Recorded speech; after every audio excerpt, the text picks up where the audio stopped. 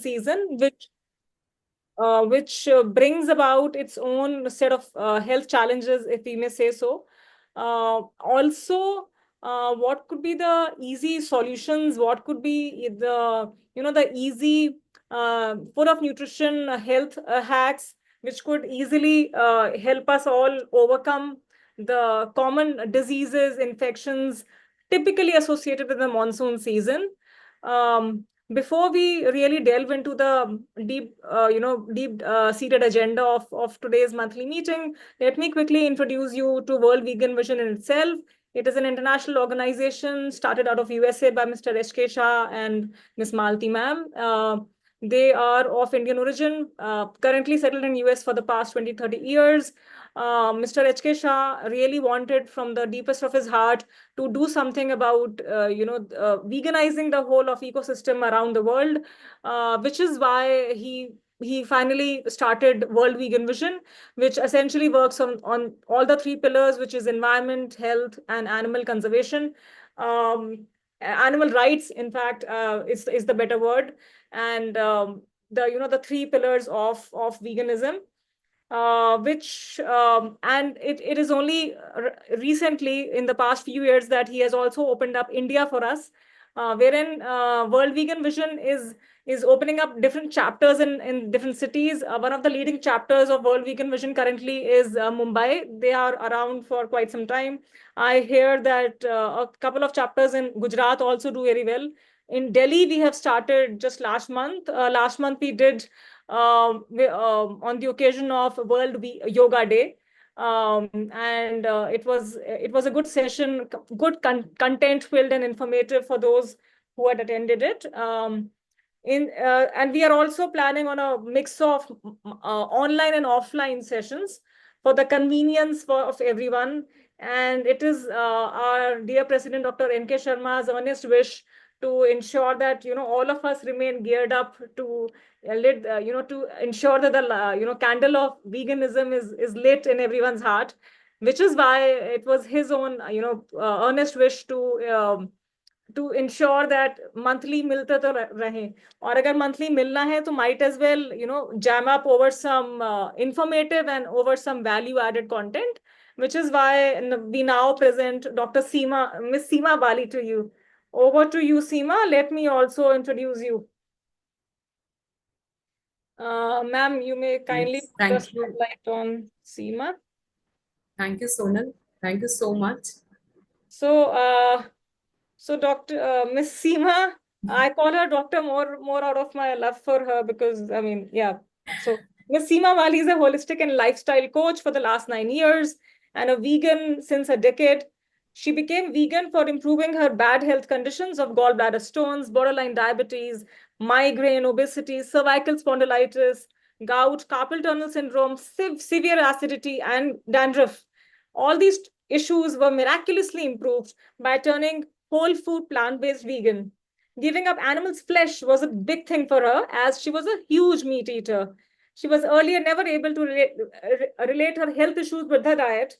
She's thankful to God for giving her all those health issues since she could thus finally understand the relationship between food and health. Now, Seema is very passionate about helping many people get healthier and thus transforming lives. So today, Ms. Seema Bali is going to give us a presentation on gut health. Thank you, Seema. Thank you, Sonal. Thank you so much for introducing me. And I'm so honored to be in your company and Dr. Sharma's company in this World Vegan Vision. And I'm so thankful to Mr. Shah and Mrs. Shah from US, from World Vegan Vision, जिन्होंने हमें ये opportunity दी इसको present करने के लिए और लोगों तक पहुंचने के लिए।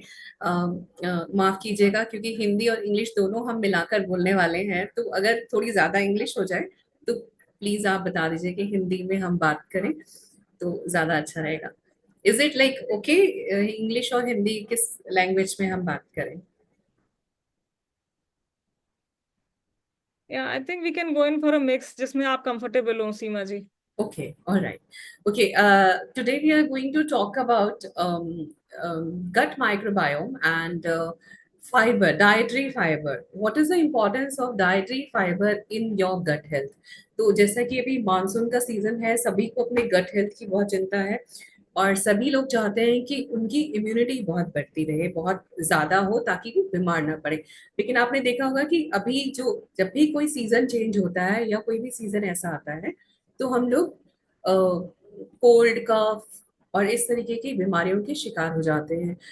इसकी सीधी वजह ये है कि हमारा इम्यून सिस्टम बहुत ही वीक है और इस चीज को मद्देनजर रखते हुए हमारी मार्केट में बहुत से प्रोबायोटिक, इस तरीके के जो प्रोबायोटिक्स हैं या किमची, कंबूचा, इस तरीके के बहुत सारे प्रोडक्ट्स लॉन्च हो गए हैं क्योंकि सभी लोग अपनी इम्यूनिटी बढ़ाना चाहते हैं तो सभी खरीदते हैं।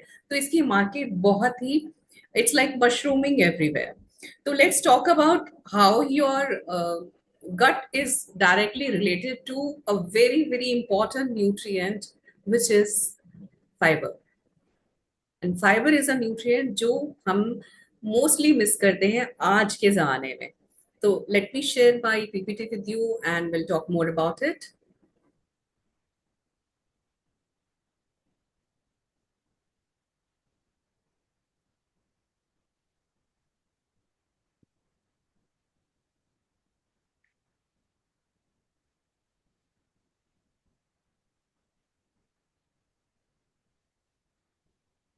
So I hope my Yes, screen it is is. visible well, Yes, it is. right? Yeah, so we are going to see what is the role of fiber in gut health and promoting a healthy gut through dietary fiber. So मेरा नाम है सीमा बाली।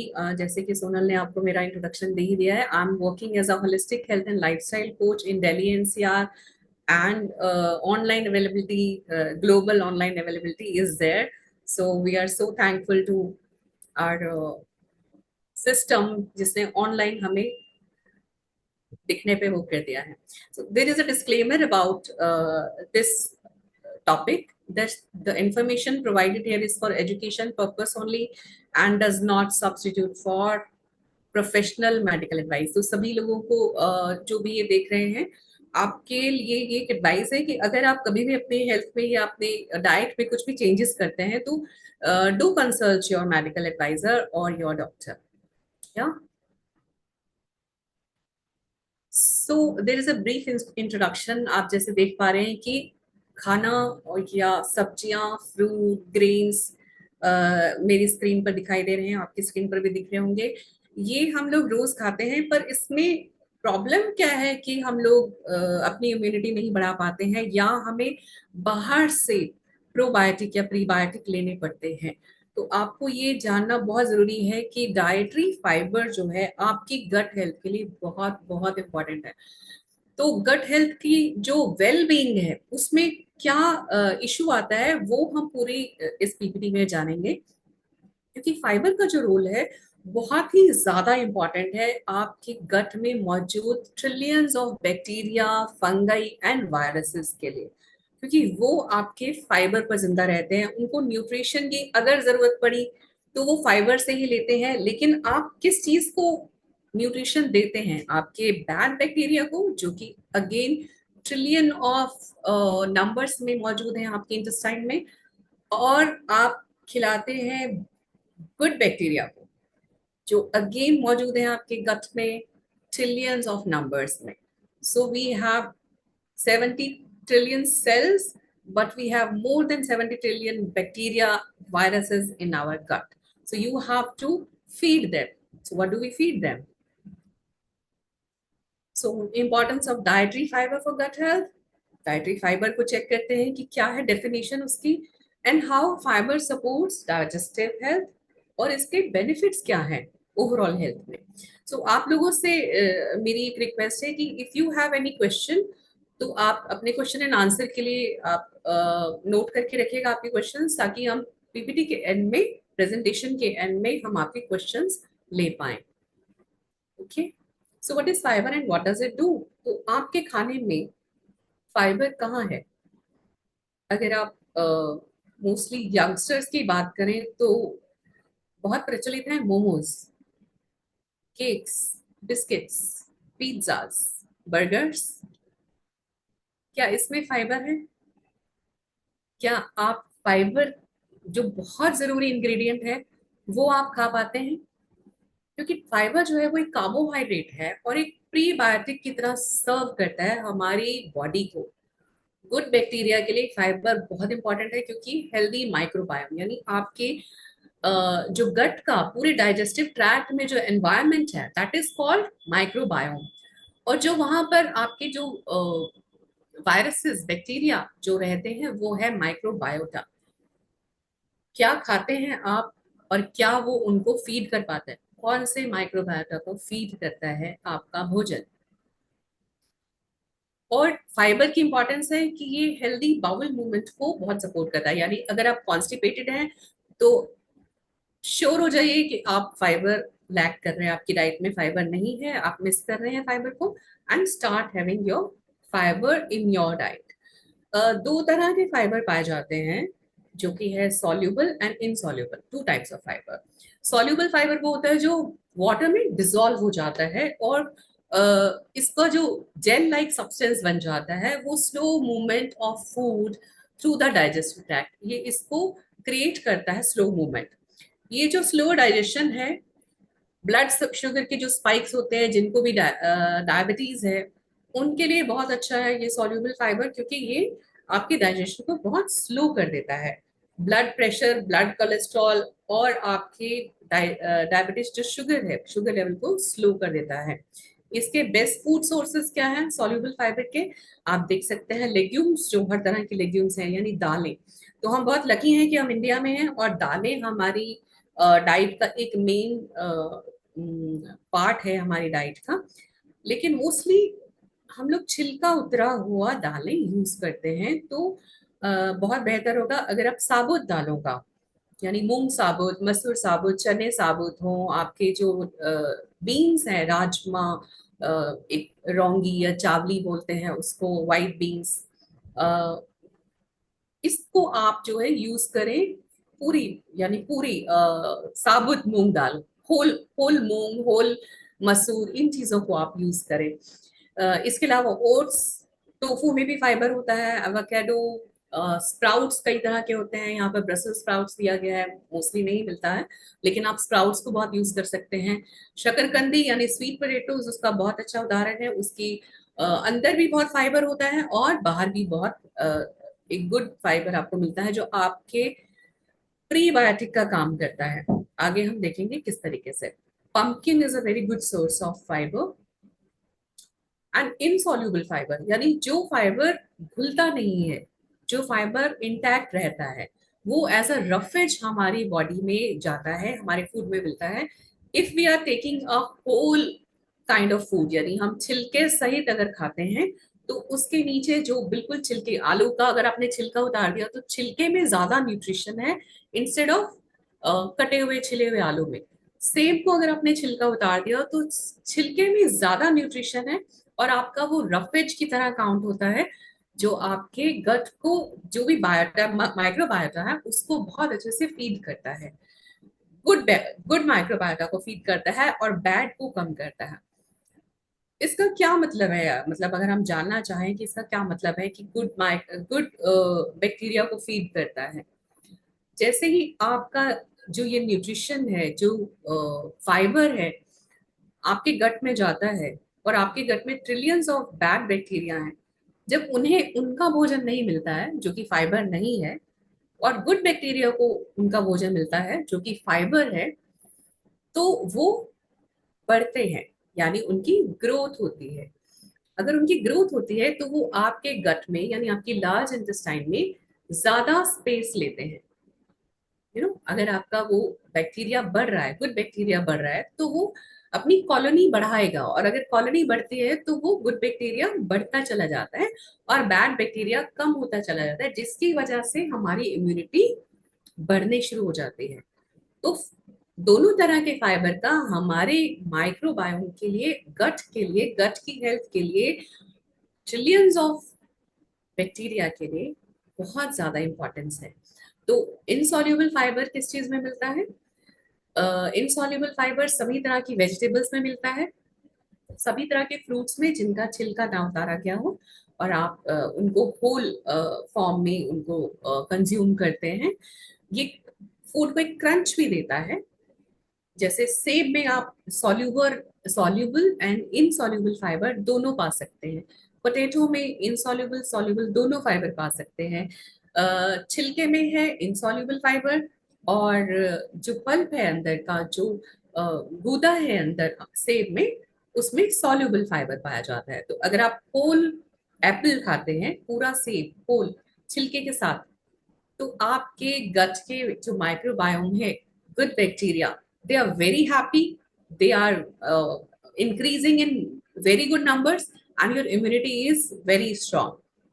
Okay, so ये आपके Bawal movement को भी promote करता है, which is मतलब आपका रेगुलरिटी आ जाती है आपके बावल मूवमेंट्स में, और आपको बहुत सारी बीमारियों से बचाता है। Best food to have fibre, insoluble fibre कौन किस में मिलता है? Whole wheat products, like 100% whole wheat breads, pasta, roti, chapati, या कोई भी आप जो खाते हैं वो 100% होल व्हीट होना चाहिए, यानी उसमें से चोकर ब्रांड निकाला हुआ नहीं होना चाहिए। ओट्स एंड ओटमील, लेग्यूम्स में beans of all kind including kidney, black Pinto, white Lima, navy, chickpeas, चना, सोयाबीन एंड मटर बहुत अच्छे सोर्सेज हैं इस इनसॉल्युबल फाइबर के। बेरीज, सभी तरह की बेरीज, होल ग्रेन्स जिसमें मिलेट्स, किनवा, राई, बाले, अमरंथ, ब्राउन राइस, सभी तरह के मिलेट्स शामिल हैं। लीफी ग्रेन्स यानी केल और स्पिनच, वेजिटेबल्स, ब्रोकली, रेडिशेस, कैरेट्स, सभी तरह के नट्स जिनका छिलका ना उतारा गया हो। Almond and walnuts are favourite of your good gut bacteria. Fruits जिनकी एडिबल स्किन होती है, आजकल कई लोग मैंने देखा है पियर एंड उसको भी छील कर खाते हैं। अमरूद यानी जो गुआवा है और पियर है, उसको भी आप छील कर मत खाइए। एप्पल्स छील कर खाते हैं, लेकिन आप इंश्योर कीजिए कि आप ऑर्गेनिक खा रहे हैं, तो आप बेहतर तरीके से खा पाएंगे। इन सभी सब्जियों को और जो फ्रूट्स हैं छिलके के साथ खाइए। सभी तरह के seeds, sunflower, flax and pumpkin, potatoes and sweet potatoes, air fried या जो रोस्टेड पॉपकॉर्न है जो बटर में या किसी चीज में ना तले गए हों, वो पॉपकॉर्न, और सभी तरह के जो प्लांट बेस्ड फूड है वो जो है वो फाइबर से फुल ऑफ फाइबर है। फॉर एग्जाम्पल, जैसे मैंने आपको बताया, ये Apple has soluble fibre and skin has insoluble fibre. और आपने एक बात देखा होगा कि यहाँ पर जो भी एनिमल प्रोडक्ट्स हैं वो फाइबर से रहित होते हैं, यानी उनमें फाइबर का एब्सेंस रहती है, वो फाइबर उसमें नहीं मिलता है। तो इस वजह से जो भी लोग एनिमल प्रोडक्ट्स इस्तेमाल करते हैं वो कॉन्स्टिपेटेड रहते हैं, और हेल्थ की सभी तरह की बीमारियों से भी परेशान रहते हैं। तो अगर आपको कई तरह की बीमारियों से बचना है, कॉन्स्टिपेशन से बचना है, और मेरी तरह अपनी कई बीमारियों को दूर करना है, तो आप प्लांट बेस्ड हो, और एनिमल फ्लैश या एनिमल प्रोडक्ट्स को आप कंप्लीटली छोड़ देंगे, तो आपका गट और आपकी इम्यूनिटी बहुत खुश रहेगी। इसमें एक स्पेशल बात हम बताएंगे, ग्रेन्स जो है, यानी जैसे हमने बात की होल व्हीट या कोई भी ग्रेन्स हैं, उनमें इतने माइक्रो न्यूट्रिएंट्स नहीं मिलते हैं जितने फ्रूट्स एंड वेजिटेबल्स में होते हैं, नट्स और सीड्स में होते हैं। सो ऐसा नहीं है कि आप फाइबर के लिए चोकर लेना शुरू कर दें, तो इस तरीके का ना करें, बल्कि आप प्रेफर करें कि आप variety of vegetables and green leafy vegetables, fruits, nuts and seeds को अपनी डाइट में शामिल करें 3 बार, 4 बार या 5 बार। उस तरीके से आपके जो फाइबर की मात्रा है, आप 25 से 30 ग्राम तक, यानी लेडीज के लिए 20 ग्राम्स और मेल ह्यूमन बींग्स के लिए आप 30 ग्राम्स तक या 40 ग्राम्स तक फाइबर ले सकते हैं। अब फाइबर खाने के हेल्थ बेनिफिट्स क्या हैं? एडिक्वेट अमाउंट ऑफ फाइबर जब आपके अंदर जाता है, it has a host of health benefits. कुछ बेनिफिट्स मैंने आपको पहले ही बता दिए हैं, लेकिन डिजीज प्रिवेंशन में क्या काम करता है? कार्डियोवास्कुलर हेल्थ में आपका फाइबर जो है, जो मोस्टली मिसिंग है हमारी डाइट में से, अगर वो प्रेजेंट हो आपकी डाइट में, तो बहुत सी ऐसी बीमारियां जो क्योरेबल हैं, प्रिवेंटिव हैं, उनसे आप बच सकते हैं। क्या है? कार्डियोवास्कुलर हेल्थ में स्टडीज ने बताया है कि बीटा ग्लूकोन एक सॉल्युबल फाइबर है जो ओट्स में, बार्ले में, ऐसे सीरियल्स में पाया जाता है, जो कि ब्लड में कोलेस्ट्रॉल का अमाउंट है वो कम करता है, यानी कि it reduces the cholesterol. And जो हार्डनिंग ऑफ आर्टरीज है, यानी एथेरोस्क्लेरोसिस है, वो आपका जो है उसका जो रिस्क है वो फैक्टर कम हो जाता है। हाई ब्लड प्रेशर की जो प्रॉब्लम होती है वो भी कम हो सकती है फाइबर इंक्लूड करने से आपकी डाइट में। टाइप 2 डायबिटीज यानी सॉल्युबल फाइबर जो है उसमें हमें बीटा ग्लूकोन मिलता है, और ये हमारी ब्लड शुगर लेवल को स्पाइक होने से रोकता है। यानी जब आप कोई भी कार्बोहाइड्रेट्स खाते हैं या फ्रूट्स खाते हैं, लेकिन अगर वो फाइबर के साथ है, तो उसका जो डाइजेशन है वो स्लो हो जाएगा, और वो आपके ब्लड में स्लोली एंटर करेगा, यानी धीरे से घुलेगा, और आपकी शुगर लेवल्स जो है वो स्पाइक नहीं करेंगे, और ना ही वो इमिडिएटली डाइजेशन के बाद डाउन आएंगे, यानी स्पाइक्स खत्म हो जाते हैं आपके शुगर लेवल के। तो आपकी डायबिटीज का जो लेवल है वो बेटर होना शुरू हो जाता है, यानी HbA1c आपका बेटर आएगा। आपके शुगर लेवल्स डेली, जो आप डायबिटीज से परेशान है और शुगर लेवल्स चेक करते हैं, उसमें भी आपको रिडक्शन दिखेगा, यानी आपके लेवल्स कम हो जाएंगे। ब्लड स्ट्रीम में धीरे से घुलता है, यानी बहुत तेजी से नहीं जाता है fibre. Microbiome health and stronger immune system, इसमें हमने जैसे पहले डिस्कस किया कि आपका जो गट माइक्रोबायोम है, यानी आपके जो इंटेस्टाइन है, large intestine and small intestine, उसके अंदर का जो एनवायरनमेंट है, that is called gut microbiome. वहां पर माइक्रो ऑर्गेनिज्म के ट्रिलियंस ऑफ सेल्स हैं। दोनों ही आपकी जो, आपने जैसे ही खाना खाया, आपके गले से लेकर नीचे जब तक वो पास ऑन नहीं हो जाता है, पहरा पास नहीं कर देता है stool, that is called digestive tract.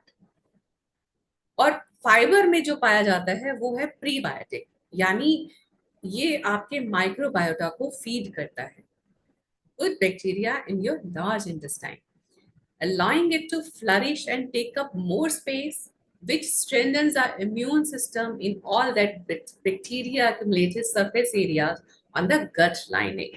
यानी आपका जो फाइबर जो फीड करता है वो गुड बैक्टीरिया फीड करता है फाइबर पर लार्ज इंटेस्टाइन में, और उसकी वजह से आपका जो बैक्टीरिया है वो फ्लरिश करता है, ज्यादा स्पेस लेता है आपके लार्ज इंटेस्टाइन में, जिससे कि बैड बैक्टीरिया को ज्यादा रूम नहीं मिलता है, मतलब उनको जगह नहीं मिलती है ग्रो करने की। So when our microbiota consume fibre in the large intestine, it releases acids that keep the colon healthy. कौन से एसिड्स रिलीज करता है? Short chain fatty acids, butyric acid, acetic acid and propionic acids, जिसकी वजह से आपकी immunity और strong होती है। सो हम खाना क्यों खाते हैं ये आप समझ पाते हैं? आप खाना नहीं खा रहे हैं, आप अपने गट के लिए खाना खा रहे हैं। आप उन ट्रिलियंस ऑफ जो आपके बैक्टीरिया हैं, गुड बैक्टीरिया, उनके लिए आपको खाना खाना है। तो क्या आप बैड बैक्टीरिया के लिए खाना खा रहे हैं, या आप गुड बैक्टीरिया के लिए खाना खा रहे हैं? Think about it. So microbiota in our gut need to eat just like we do. आप किसे फीड कर रहे हैं? And when we eat, they are also feeding them. एक बहुत अच्छा कोट आपने सुना होगा, either we are feeding a disease or we are feeding our body। एक ऐसा कि आप कोट जानते होंगे और आपने बहुत देखा होगा कि हम जब खाना खाते हैं तो क्या हम अपनी डिजीजेस को फीड कर रहे हैं या अपनी हेल्थ को फीड कर रहे हैं? किसके लिए खाना खा रहे हैं आप? ओके, सो लुक अराउंड, आप क्या खा रहे हैं? So recent search is pointing toward the possibility that the circumstances referred to as leaky gut। Leaky gut की बहुत प्रॉब्लम आपने देखने में मिली है, लेकिन अभी आप जानेंगे कि लीकी गट होता क्यों है। अगर आप फाइबर नहीं देते हैं आपकी बॉडी को, तो जो आपकी बॉडी में माइक्रोबायोटा है वो इतना स्टार्व करता है, यानी वो भूखमरी का शिकार हो जाता है, यानी कि आप गुड माइक्रोबायोटा तो खाना नहीं दे रहे हैं इन फाइबर के रूप में, तो वो आपके गट की लाइनिंग को खाना शुरू कर देता है, आपके अपने गट की लाइनिंग को खाना शुरू कर देता है, जिससे कि लाइनिंग थिन हो जाती है और लीकी गट की प्रॉब्लम हो जाती है। तो जब भी आप कुछ खाते हैं लीकी गट या IBS के बाद, आपके पेट में काफी दर्द रहता है, या इस तरीके के आपने बहुत देखा होगा कि बहुत ज्यादा हमें परेशानी हो जाती है, हम खाना नहीं खा पाते हैं, डाइजेशन नहीं होता है, गैस और ब्लोटिंग की समस्या हमें आना शुरू हो जाती है। सो इसकी वजह से आपको और भी ज्यादा जरूरी है कि आप फाइबर को अपनी डाइट में शामिल करें। फाइबर खाने के और क्या फायदे हैं? इन्फ्लामेटरी, एंटी इन्फ्लामेटरी होता है और एंटी कैंसर इफेक्ट्स भी होते हैं। बहुत रिसर्चेस ये बताती है कि जो फाइबर रिच फूड है वो इन्फ्लेमेशन को कम करता है, और जो बार्ले है, एक ग्रेन है, वो इंक्रीज करता है बच्चेरिक एसिड, जो कि बैक्टीरिया प्रोड्यूस करता है गट में, which is known to suppress excessive inflammatory responses. It has been also shown to prevent the development of chronic diseases, and it also inhibit tumor cells proliferation. यानी कि कई जो कैंसर्स हैं वो उनसे आप बच सकते हैं। जैसे आजकल कैंसर बहुत देखने में मिल रहा है, तो श्योरली उनकी डाइट में फाइबर की कमी है। तो आपको अपनी डाइट में फाइबर जरूर इस्तेमाल करना चाहिए, जिससे कि लिवर, लंग और इसोफिगल कैंसर से आप बच सकते हैं, और कोलन कैंसर से भी आपका छुटकारा मिल सकता है आपको। लॉन्जेविटी के लिए फाइबर बहुत इंपॉर्टेंट है। इसका जो फाइबर का कंजम्पशन है, ये सभी तरह की मोर्टेलिटी जो है, ऑल कॉज मोर्टेलिटी में इसका फाइबर का जो रोल है बहुत ज्यादा देखने में मिलता है। काफी रिडक्शन हो जाता है इस तरह की डेथ्स में, और आप हेल्दी ज्यादा रह पाते हैं। जो स्टडी हुई है, जो 20 से 30 ग्राम तक का फाइबर पर डे कंज्यूम करते हैं, which is a recommended amount, उनमें डेथ का, किसी भी कॉज से जो डेथ का रीजन है, उसमें 10 to 20% रिडक्शन देखने में मिलता है। So isn't it a great thing to include fiber in our diet, because it also uh, help us live longer? How do we add fiber in our diet? Fibre की बहुत बातें की हैं हमने, हम लोग जानते भी हैं फाइबर के बारे में, लेकिन हम इंक्लूड कैसे करें? So green smoothies are very good source of fiber, including fiber in your diet early morning, and you can find fiber in most whole or minimally processed plant-based foods, including beans, whole grains, nuts, seeds, fruits, and vegetables. Tips to get more fiber in your diet. आप whole fruits खा सकते हैं, vegetables खा सकते हैं instead of juicing. जैसे लोगों को जूस का बहुत आजकल शौक है कि आप जूस पी लीजिए हेल्थ के लिए, लेकिन जूसिंग की बजाय अगर आप होल फ्रूट खाते हैं या होल वेजिटेबल्स कंज्यूम करते हैं, तो उसका फायदा आपके गट को ज्यादा मिलता है। व्हाइट राइस की जगह आप ब्राउन या रेड राइस का इस्तेमाल करें, या अदर काउंटर पार्ट जैसे मिलेट्स, बहुत सारे मिलेट्स अवेलेबल हैं, और अब तो मिलेट्स की बाहर आई हुई है मार्केट में, उनको आप यूज करें। प्रोटीन के लिए एनिमल प्रोडक्ट्स का इस्तेमाल ना करें, बल्कि बीन्स, टोफू, स्प्राउट्स, चिकपीस, काला चना, ये सभी हमारी इंडियन डाइट में तो बहुत ही बढ़िया तरीके से शुमार है। ज्यादा वीकली ज्यादा इन चीजों को खाएं। And if you find fresh produce spoil quickly, frozen fruit और वेजिटेबल्स भी आप ले सकते हैं। एक फाइबर सप्लीमेंट मिलता है, सीलियम हस्क। लोग जब भी फाइबर की बात होती है या कॉन्स्टिपेशन की बात होती है, तो उस समय वो लोग बात करते हैं कि आप इसबगोल खाइए, लेकिन ये हेल्दी माइक्रोबायोम को प्रमोट नहीं करता है, क्योंकि इसमें ऐसा फाइबर नहीं है जो गुड बैक्टीरिया को मिलता है। तो इसलिए आप वेजिटेबल्स एंड फ्रूट्स पर ज्यादा ध्यान दें, इंस्टेड ऑफ आप ऐड करें कुछ भी ब्रांड या इसबगोल अपनी डाइट में इस्तेमाल करने की बजाय। Whole fruits and vegetables are very good. हमारा जो फाइबर रिच मील हम मॉर्निंग में या सुबह से रात तक कैसे बनाएं, इसका एक एग्जांपल है। ब्रेकफास्ट में एक बहुत ही famous ambali curd rice made with vegan curds. आप पीनट, कोकोनट, सोयाबीन, कोई भी कर्ड यूज कर सकते हैं, cashew, almond. Upma, idli, dosa, poha, low oil stuffed paratha. आपने देखा होगा पहले पराठा बहुत खाते थे, यानी स्टफ्ड पराठा। कम तेल के साथ बनाइए या बिना तेल के साथ बनाइए, वीगन कर्ड के साथ खाइए, तो आपके माइक्रोबायोटा का सुबह से लेकर शाम तक प्रोबायोटिक एंड प्रीबायोटिक दोनों प्रोवाइड हो जाते हैं। ओके, अम्बली, कर्ड राइस और इडली, और हमारा जो ट्रेडिशनल फूड है पराठा एंड दही। बेरीज के साथ आप सीरियल्स भी खा सकते हैं, ओटमील ले सकते हैं, टोस्ट, होल ग्रेन टोस्ट ले सकते हैं ब्रेड के साथ। एवोकाडो, टोमेटोज और कुछ भी ऐसी सब्जियां आप इस्तेमाल कीजिए, कुकुम्बर वगैरह, ग्रीन लीफी वेजिटेबल्स। लंच में leafy green salad with beans और lentils and avocado. Whole wheat, jowar, millets ऐसी रोटी या चपाती। ब्राउन और रेड राइस और ग्रीन वेजिटेबल्स का इस्तेमाल करें, यानी हमारी रोटी, सब्जी, दाल, चावल is the best food. Snacks में क्या लें? शाम को जब आपको भूख लगती है तो कौन से स्नैक्स यूज करें? चाय कॉफी इस तरह की बजाय अगर आप यूज करते हैं पॉपकॉर्न, होल फ्रूट्स, चना, स्प्राउटेड चना, स्प्राउटेड मूंग, स्प्राउटेड चिकपीस, राजमा, कुछ भी इस तरीके का जो आप खाते हैं वो आपको प्रोटीन के साथ साथ आपको फुल भी रखता है और आपको ज्यादा भूख नहीं लगने देता, यानी आपको डिनर टाइम तक वो संभाल लेता है। आमंड्स एंड वॉलनट्स पे बहुत ही इस तरीके का प्रोटीन या पाया जाता है जो कि आपके गट माइक्रोबायोम के लिए बहुत ही उत्तम है, बहुत ही पसंद आता है, तो आप इनको भिगो कर खाएं। डिनर में millets, brown rice, sweet potatoes example आपके सामने है, सब्जियों के साथ, स्प्राउट्स के साथ अपना डिनर लीजिए। और अगर डिजर्ट्स पसंद करते हैं तो पंपकिन पाई, यानी वेजिटेबल या फ्रूट्स रिलेटेड आप कोई भी डिजर्ट आप यूज कर सकते हैं। Dates and nuts with coconut and almond के साथ आप खा सकते हैं। ये हमारे क्वेश्चन एंड आंसर का पार्ट है। फिर भी आपसे मैं कर लेती हूँ बात इसके बारे में कि how to prevent gas and bloating from eating fibre, क्योंकि बहुत से लोगों को ये शिकायत होती है, देखने में आया है कि सीमा जी, जब भी हम कोई नया खाना शुरू करते हैं तो हमें गैस बहुत हो जाती है, यानी कच्ची सब्जियां खाने से गैस हो जाती है। फाइबर ज्यादा आप कह रही हैं, फाइबर खाने से गैस की समस्या हो जाती है, पेट फूला फूला या ब्लोटिंग फील होती है। तो ये आपको जानने की बहुत ज्यादा जरूरत है कि अगर आप कुछ सब्जियां, फ्रूट्स, छिलके, पील्स अवॉइड करते हैं तो वो माइक्रोबायोटा यानी कि वो बैक्टीरिया आपके गट में कम हो जाता है।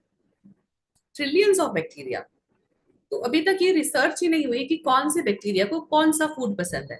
तो आप एक पर्टिकुलर प्रोबायोटिक या प्रीबायोटिक लेकर अगर आप कहें कि मेरी gut health is a very good thing, तो it is not. So you have to eat variety of foods. और अगर आपको गैस या ब्लोटिंग होती है तो आपको स्लोली जो आप नहीं खाते हैं आपको वो ऐड करना चाहिए अपने फूड में। यानी कई लोगों को राजमा या छोले डाइजेस्ट नहीं होते हैं, तो अगर वो जो बैक्टीरिया है जो डाइजेस्ट करता है इन चीजों को वो कम हो जाता है तो डेफिनेटली आपको गैस और ब्लोटिंग की समस्या आएगी। तो अगर आप इस चीज को धीरे धीरे शामिल करें अपने मील्स में, तो वो बैक्टीरिया बढ़ने से, धीरे धीरे शामिल करें, वो बैक्टीरिया बढ़ने से वो बैक्टीरिया उसको डाइजेस्ट कर पाएगा। सो टिप इज कि आप खाना जरूर शुरू करें, थोड़ा खाएं लेकिन शुरू करें, ताकि उस तरीके का जो माइक्रोबायोटा है वो इंक्रीज हो। यहाँ भी हमने बात की है कि how to prevent gas and bloating. Drink lots of water, start slow when incorporating more fiber in your diet. Amount of fiber should be just slightly more than the bacteria we already have in our guts, यानी कि वो they are asking for food। और कुछ लोग ऐसा कहते हैं कि जैसे rajma, chole, they don't agree with me, that is not the case, they just don't have enough of the bacteria digesting those beans. So rather than avoiding all those kind of food which are giving you gas and bloating, incorporate them slowly into your diets and allowing that time for specific bacteria to multiply. और आप start कैसे कर सकते हैं? आप experiment करिए fibre को अपने एवरी सिंगल मील में, और ये हैबिट बनाकर रखें ताकि आप वैरायटी ऑफ फूड लें। Adding berries to your breakfast, beans to your lunch, vegetables to your dinner. That's a good suggestion for you. What happens when fiber is increased in your diet? So, according to researchers, if everybody increased their fiber intake by 10 grams per day, the reduction in all-cause mortality would be profound and everyone would be a little bit healthier. Fiber is the best nutrition for your gut health. It is very essential. It is yummy. Fibrous food is yummy. आप ऐसा food choose करिए जो कि आप पूरा दिन में खा पाए, like beans, Apple and blueberries, guava, pairs, mangoes. अपना गो टू स्नैक इन्हीं चीजों को बनाएं। And thank you so much for joining me. We are now open for question and answer. And I am very thankful to World Vegan Vision team जिन्होंने मुझे ये मौका दिया आपकी सेहत का ध्यान रखने के लिए. Various health programs and consultations offered by me, Seema Bali. So I do consult for one-to-one consultation for lifestyle diseases, preventive health consultations, group health coaching. I also give personalized cooking classes at the comfort of your home. You can contact me on this number. So my number is 9810102850. Thank you so very much. So we are now open for our question and answer session. If you have any questions, just let me know.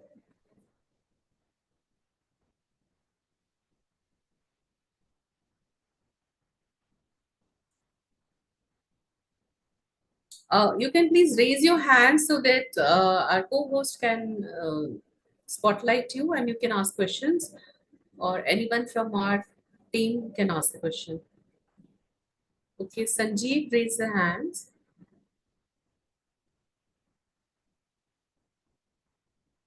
Ji. If the questions are over, can we have Abhay's recipes? Yeah, but we have raised hands, so you can ask the question if you can, Sonal. Yeah, so question अभी भी पूछ सकते हैं, बाद में भी पूछ सकते हैं. Okay, आप बाद में पूछ सकते हैं. Good evening, ma'am. Yes, good evening, Satish ji. Just my question is that popcorn which are available in market, they are GM basically genetically modified corns is made out of. So and tofu also, soybean is a genetically modified soybean which is used to make. आपका question मुझे ज्यादा समझ में नहीं आ रहा है, लेकिन आपने सोयाबीन के बारे में शायद बात की है कि जेनेटिकली मॉडिफाइड सोयाबीन है. तो ये आपको ध्यान रखना है, जब भी आप कोई प्रोडक्ट खरीदें आप लेबल्स जरूर पढ़ें उसका, और अपना जो लोकली अवेलेबल चीजें हैं, ठीक है, जो भी आप सब्जी और फ्रूट्स को अगर आपको आप मार्केट में देखें तो बहुत से फ्रूट्स इस समय अवेलेबल हैं मार्केट में, तो उनको खाकर भी आप अपने प्रीबायोटिक, एंड ये प्रीबायोटिक का काम करता है, और प्रोबायोटिक जो है वो भी हम इस्तेमाल करते हैं अपने कर्ड के रूप में, तो वो आप इस तरीके से इस्तेमाल करिए. सोयाबीन ही नहीं है अवेलेबल, सिर्फ बाकी भी चीजें हैं. स्वाति जी का एक क्वेश्चन है, shall we give milk to our kids? Seema ji, बच्चों को दूध कब तक देना चाहिए? नहीं, shall we give milk to our kids? क्या क्या अपने है? बच्चों को दूध देना ही चाहिए? कौन सा दूध बच्चों को देना चाहिए? माँ का जब दूध मिलता है, यानी जब तक बच्चा माँ की गोद में है और 1 साल तक का है या 2 साल तक का है और माँ का दूध अवेलेबल है, उसकी माँ का दूध अवेलेबल है, तब आप बच्चे को दूध दीजिए. लेकिन जब आपका बच्चा, क्योंकि इस दुनिया में, इस यूनिवर्स में कोई और जानवर अपनी माँ का दूध एक टाइम के बाद नहीं पीता है, लेकिन हम ह्यूमंस ऐसे हैं, हम दूसरों का दूध छीन कर अपने बच्चों को पिलाते हैं. तो ये दूध हमारे लिए बिल्कुल जरूरी नहीं है. जब घोड़ा, हाथी अपनी इतनी पावरफुल, उनमें इतनी शक्ति है, और वो अपनी माँ का दूध बड़े होकर नहीं पीते रहते हैं क्योंकि अवेलेबल भी नहीं होता है, और ना ही ह्यूमन माँ का दूध अवेलेबल होता है. अगर उनमें इतनी शक्ति आ सकती है तो हम में क्यों नहीं आ सकती? हम तो उससे भी अच्छा खाना खाते हैं. हाथी, राइनोसेरोस, गेंडा, यानी तो इनमें जब इतनी ताकत है, हॉर्स पावर तो शक्ति का स्वरूप माना जाता है, उनमें इतनी शक्ति है, तो हमें दूध से शक्ति क्यों मिलेगी? कैल्शियम की बात होती है तो दूध में कैल्शियम कहाँ से आएगा जब गाय घास खाती है? हमारे को वही कैल्शियम नहीं मिल सकता. फैबुलस पॉइंट सीमा जी. ये सुरेखा जी का भी यहाँ पे ऑब्जर्वेशन अच्छा है. जैसे सतीश जी बोल रहे थे कि पॉपकॉर्न ना सही तो फिर क्या, because he prefers to perhaps avoid those grains for which there is a fear, in okay, the या अच्छा, ओके, पॉपकॉर्न के लिए वो बात कर रहे थे कि जेनेटिकली मॉडिफाइड है, लेकिन हमारा दोनों के इंडियन लिए बात पॉपकॉर्न कर है. रही थी, आप popcorn. चना खा सकते हैं, बहुत सारे एग्जाम्पल मैंने दिया है. स्प्राउटेड मूंग, स्प्राउटेड कोई भी दाल, अगर प्रोटीन के लिए खाना चाहते हैं तो कोई भी ऐसी दालें जो स्प्राउट कर सकते हैं, चना, राजमा, बीन्स, सभी तरह की बीन्स, वो सभी आप स्प्राउट करके खा सकते हैं, बॉईल करके खा सकते हैं, इवन पीनट्स, ये भी आप स्प्राउट करके खाइए, तो आपको पूरा प्रोटीन वगैरह मिलता है। आपको जेनेटिकली मॉडिफाइड फूड पर नहीं जाना है। Thank you, Seema ji. That was a very informative session. We now have Chef Abhay with us. Yes, we have all the recipes coming up with Chef Abhay. So let's switch to Chef Abhay. Thank you so much. Thank you, Seema. Let me introduce you to our panelist, Chef Abhay Mehta. He's a culinary professional committed to veganizing all non-vegetarian, including lacto-vegetarian recipes with impeccable food presentation and providing healthy alternatives to clients. He has almost 2 decades of experience in the culinary space. This includes international luxury hotel chains, example Starwood of Marriott and Ritz-Carlton, Accor of Fairmont Group, Etihad Airways, first class in residence. He's a pro at European, Middle Eastern, and Indian cuisines. Moreover, Chef Abhay Mehta founded We Should Foods and operated a fully vegan outlet, Fuyo, a quick service place with healthy and popular vegan recipes. As the Assistant Vice President of World Vegan Vision's Delhi NCR chapter, Abhay promotes the cause of spreading veganism and encouraging healthier lifestyle choices in the region. Presenting to you Chef Abhay Mehta with his wonderful recipes. Hello, everyone. Lovely presentation by Ms. Seema Bali, and thank you, Sonal, for introducing me. हम जब भी fermentation की बात करते हैं तो हमको सिर्फ डोसा और इडली और उत्तपम, यही सब चीज़ें दिखाई देती हैं इंडिया में। खासकर हम लोग कहीं और देखते नहीं है। हम हमारे पास आसपास ना बहुत सारी चीज़ें पड़ी होती हैं घर पे भी, जिसका हम बहुत कुछ फर्मेंटेशन से हम यूज़ कर सकते हैं। मेरा ये मानना है कि जैसे गट हेल्थ के बारे में आज बात हुई थी, ये अपने डाइजेस्टिव सिस्टम के लिए बहुत ज़्यादा ज़रूरी तो है ही, पर साथ में इसको देखना है कि हमको लोकली क्या क्या अवेलेबल रिसोर्सेज हैं जिसको हम यूज़ करके फर्मेंटेड रेसिपीज़ बना सकते हैं। तो मेरा तो ये गोल रहता है कि जो भी लोकली अवेलेबल आइटम है उसी को इनकॉर्पोरेट करो and make the maximum use from it. तो जो मैं देख पाया हूँ आफ्टर ओपनिंग फूयो and I was actually I will just take 2 minutes. मैं बता देता हूँ कि I'm a professional chef, तो I have been dealing with non-veg and dairy for the whole of my life. तो जब तक कोविड नहीं आया तब तक मैं ये सब में ही डील करता था, because I was working for hotels and airlines. तो वहाँ पर तो this is quite normal. And so ever since I came to know after COVID, I started researching on this. So I'll just say very quickly कि उसके बाद ही मेरे को पता लगा कि होल फूड प्लांट बेस्ड जो है वो बहुत ज़्यादा ज़रूरी है। And now I think I'm dedicating my whole life for just promoting this and veganizing all the recipes that I see. It is not required जो हम लोग देखते हैं। तो very quickly I will show you what I have here. आज हम 3 recipes देखने वाले हैं। एक्चुअली 2 देखेंगे और एक को मैं आपको बता दूंगा बिकॉज अपने पास टाइम आई थिंक थोड़ा सा कम होगा। I hope you can see my screen. आप पूर्वी जी, कैन यू सी स्क्रीन आ रहा है? Not yet, अबे। दूसरा स्क्रीन हाईलाइट करना पड़ेगा। दूसरा आ रहा है। Second screen. हाँ, राइट, तो उसको स्पॉटलाइट में करना होगा। उसको स्पॉटलाइट में करना होगा। So you can see the chopping board, right? In my Yes. hand. we can see now. ठीक है, तो पहले हम बनाएंगे sauerkraut। एक रेसिपी है जो कैबेज से बन सकती है, हमारे पास बहुत इजीली अवेलेबल होती है। एंड वी कैन एक्चुअली ये मैंने थोड़ा सा इसको थोड़ा सा प्री प्रेप करके रखा है। तो what I am going to do is कि आप इसको एक नॉर्मल कैबेज आप ले लीजिए, जैसे ये कैबेज है एंड इसका जो लीफ है this is used later on, मैं आपको बताऊंगा कैसे। तो इसको सेपरेट रख लीजिए। Plus you can finely slice the cabbage in this size. मतलब ये तो मैंने प्रेस कर दिया है इसको, but what we do is usually slice it using a slicer, या तो आप नाइफ से फाइनली चॉप कर सकते हैं। और इसको एक बोल में ले लीजिए and you have this C salt होगा, नहीं तो हिमालयन पिंक सॉल्ट होगा। I have used Himalayan pink salt.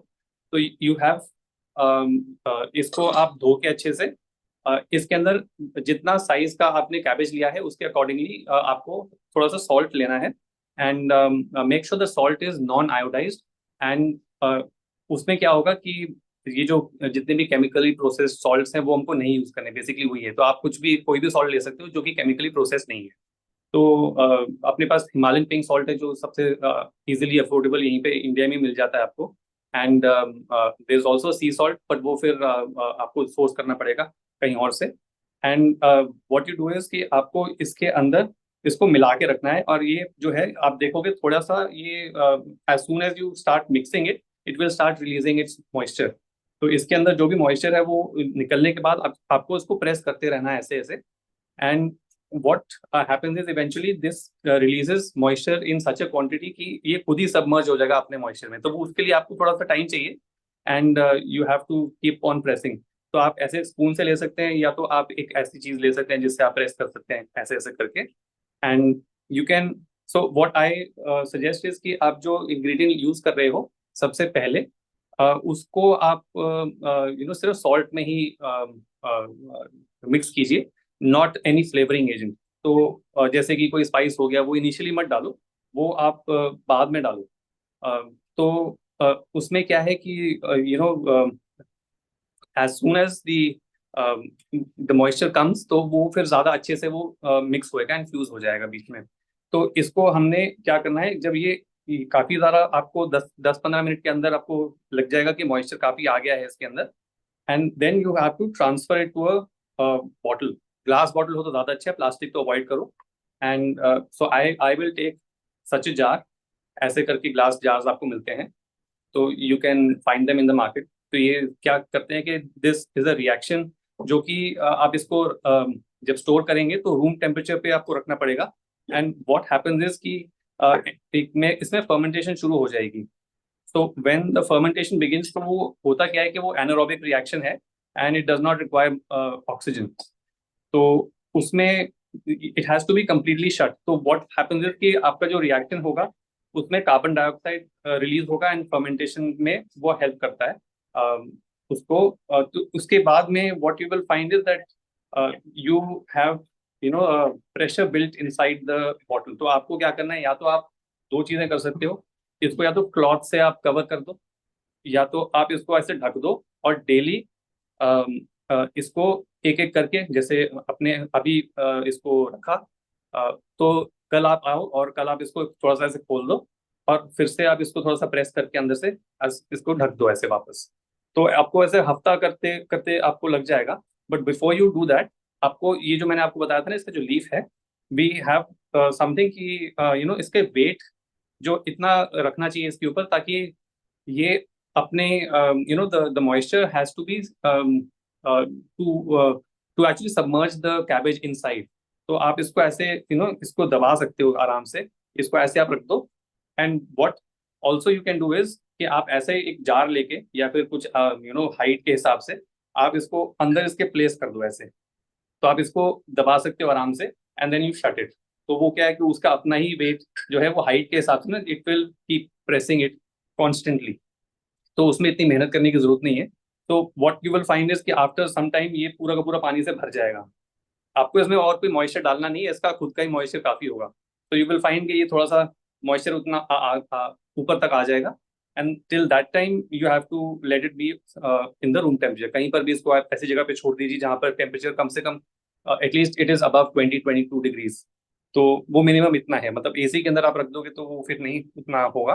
Warm temperature थोड़ा सा मिल जाएगा तो अच्छा है। तो इंडिया में तो बहुत आसान है बनाना।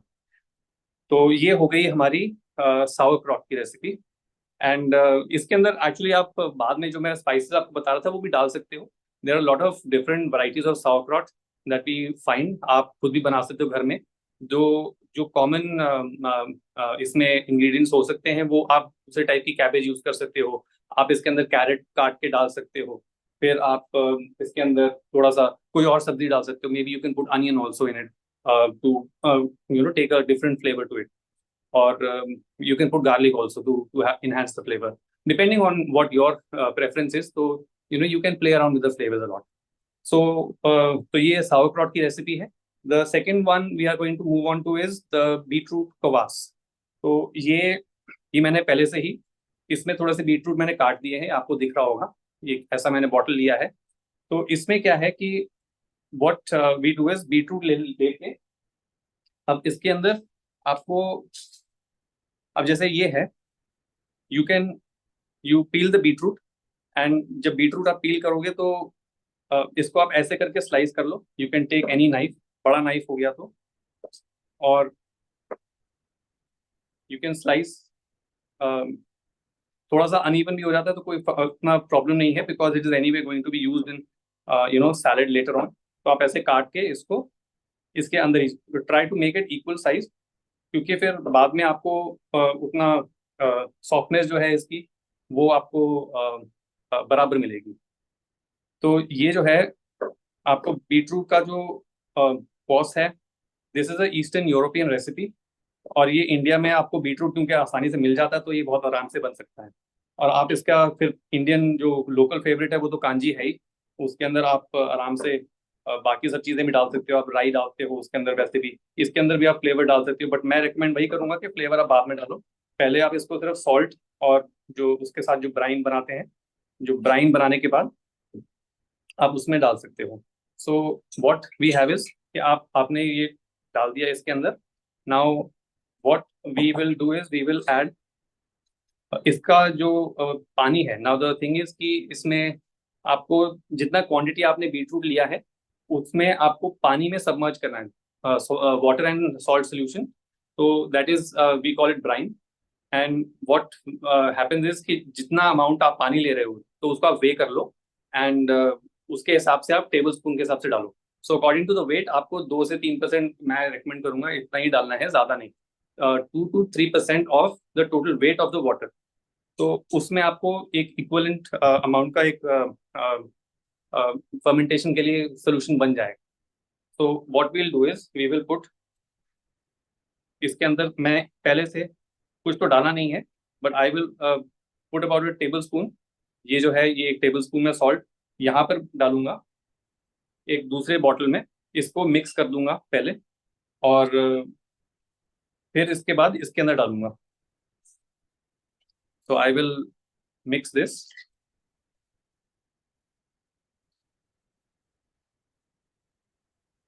इतना आई थिंक काफी रहेगा। तो you have to keep judging also कि कितना इसमें रहेगा। So you mix the water like this, वो आपका सोल्यूशन एक बार घुल जाएगा। यू कैन सी, अगर ग्लास बॉटल्स आप यूज करते हो तो ये आसानी से आपको पता लग जाता है कि क्या है स्टेटस। एंड देन ये आप इसके अंदर डाल दो। तो आपको देखना है कि पूरा का पूरा सबमर्ज हो गया है पानी के अंदर। इसमें आपको वेट डालने की जरूरत नहीं है, because it is anyway heavy, तो it will take on its own, वो सबमर्ज हो जाएगा। And then you close it. इसको आप वैसे ही जैसे आपने साउरक्रॉट के जैसे रखा है साइड में, इसको भी वैसे रख दो, same temperature, same place. I mean dark place होगा तो ज़्यादा अच्छा है। अगर बाहर कहीं जैसे कैबिनेट के अंदर आप डाल सकते हो, तो we can do that as well.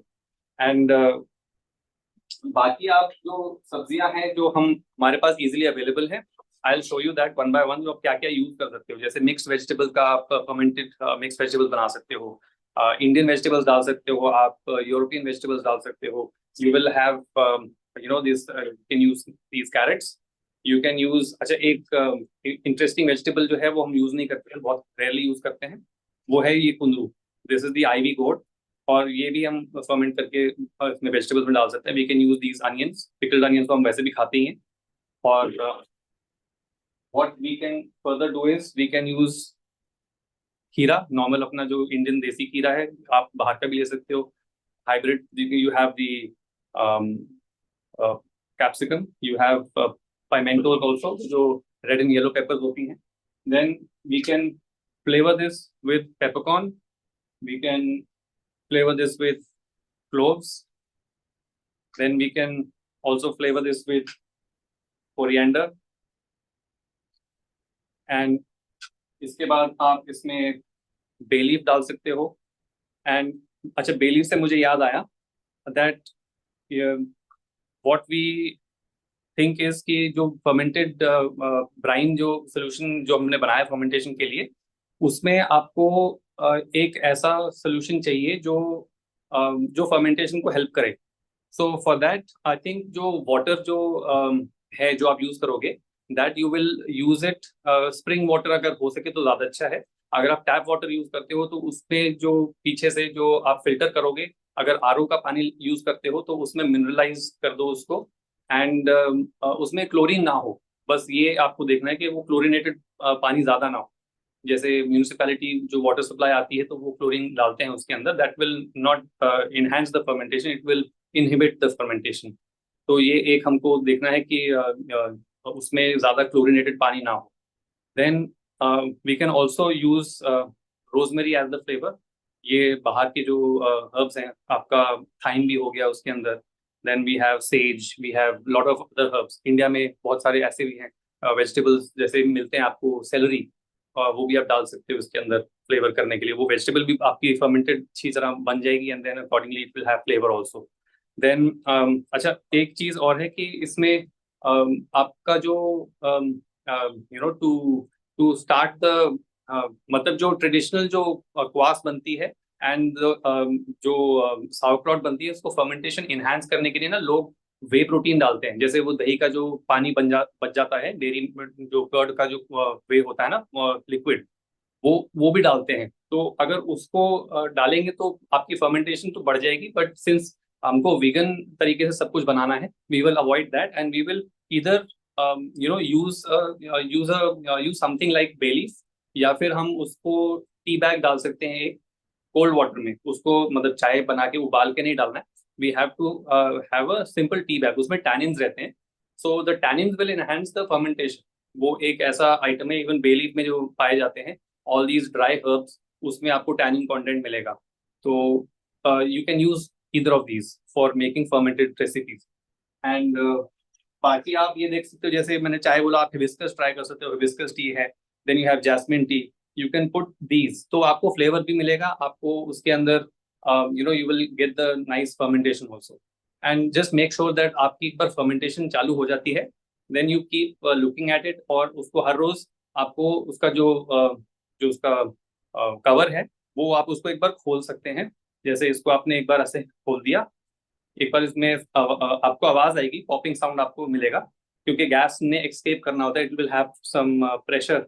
तो वो एस्केप करने के बाद आप उसको दोबारा से बंद कर दीजिए, and that is the only thing that it requires, no other effort.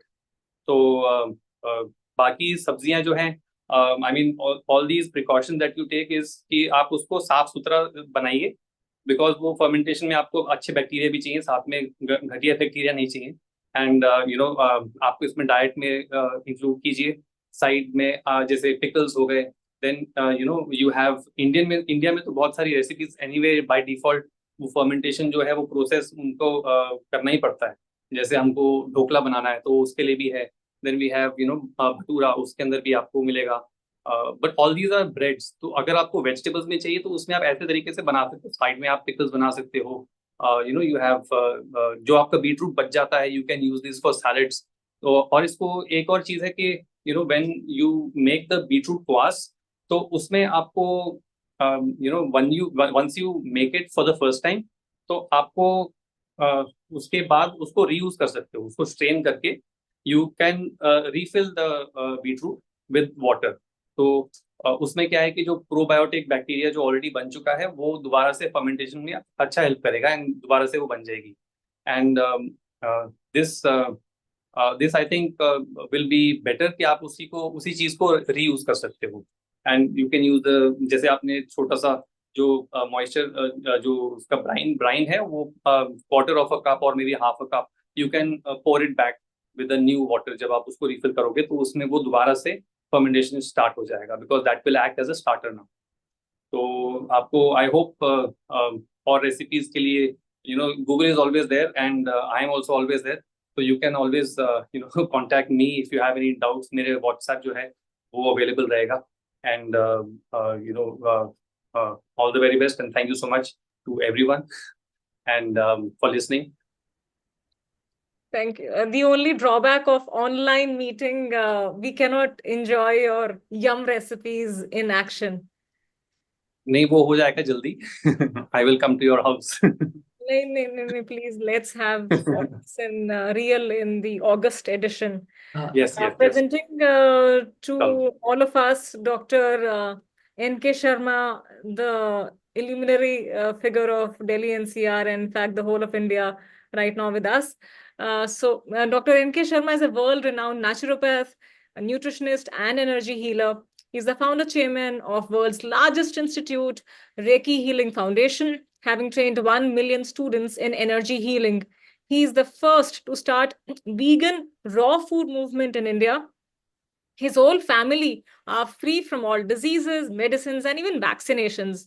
Dr. Sharma and Mrs. Dr. Sharma have been consultants to several prominent personalities of the world, including President of India, Prime Minister of India, ministers, industrialists, and film stars. He has been honored with more than 177 honors and awards. He proudly declares that at the age of 70 plus, disease is impossible for me.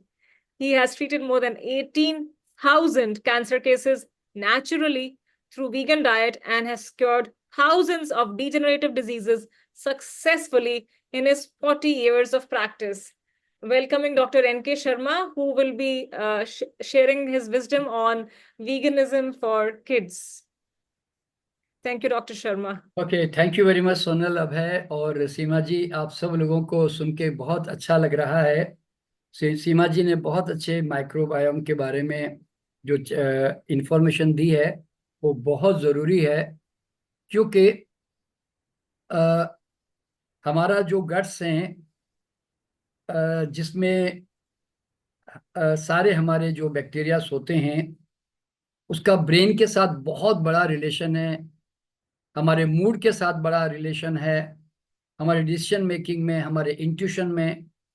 तो इसलिए मैं यूँ कहता हूँ कि जिसका पेट खराब उसका माथ खराब, यानी कि जिसकी आंत खराब उसका माथ खराब, उसका माथा खराब रहेगा.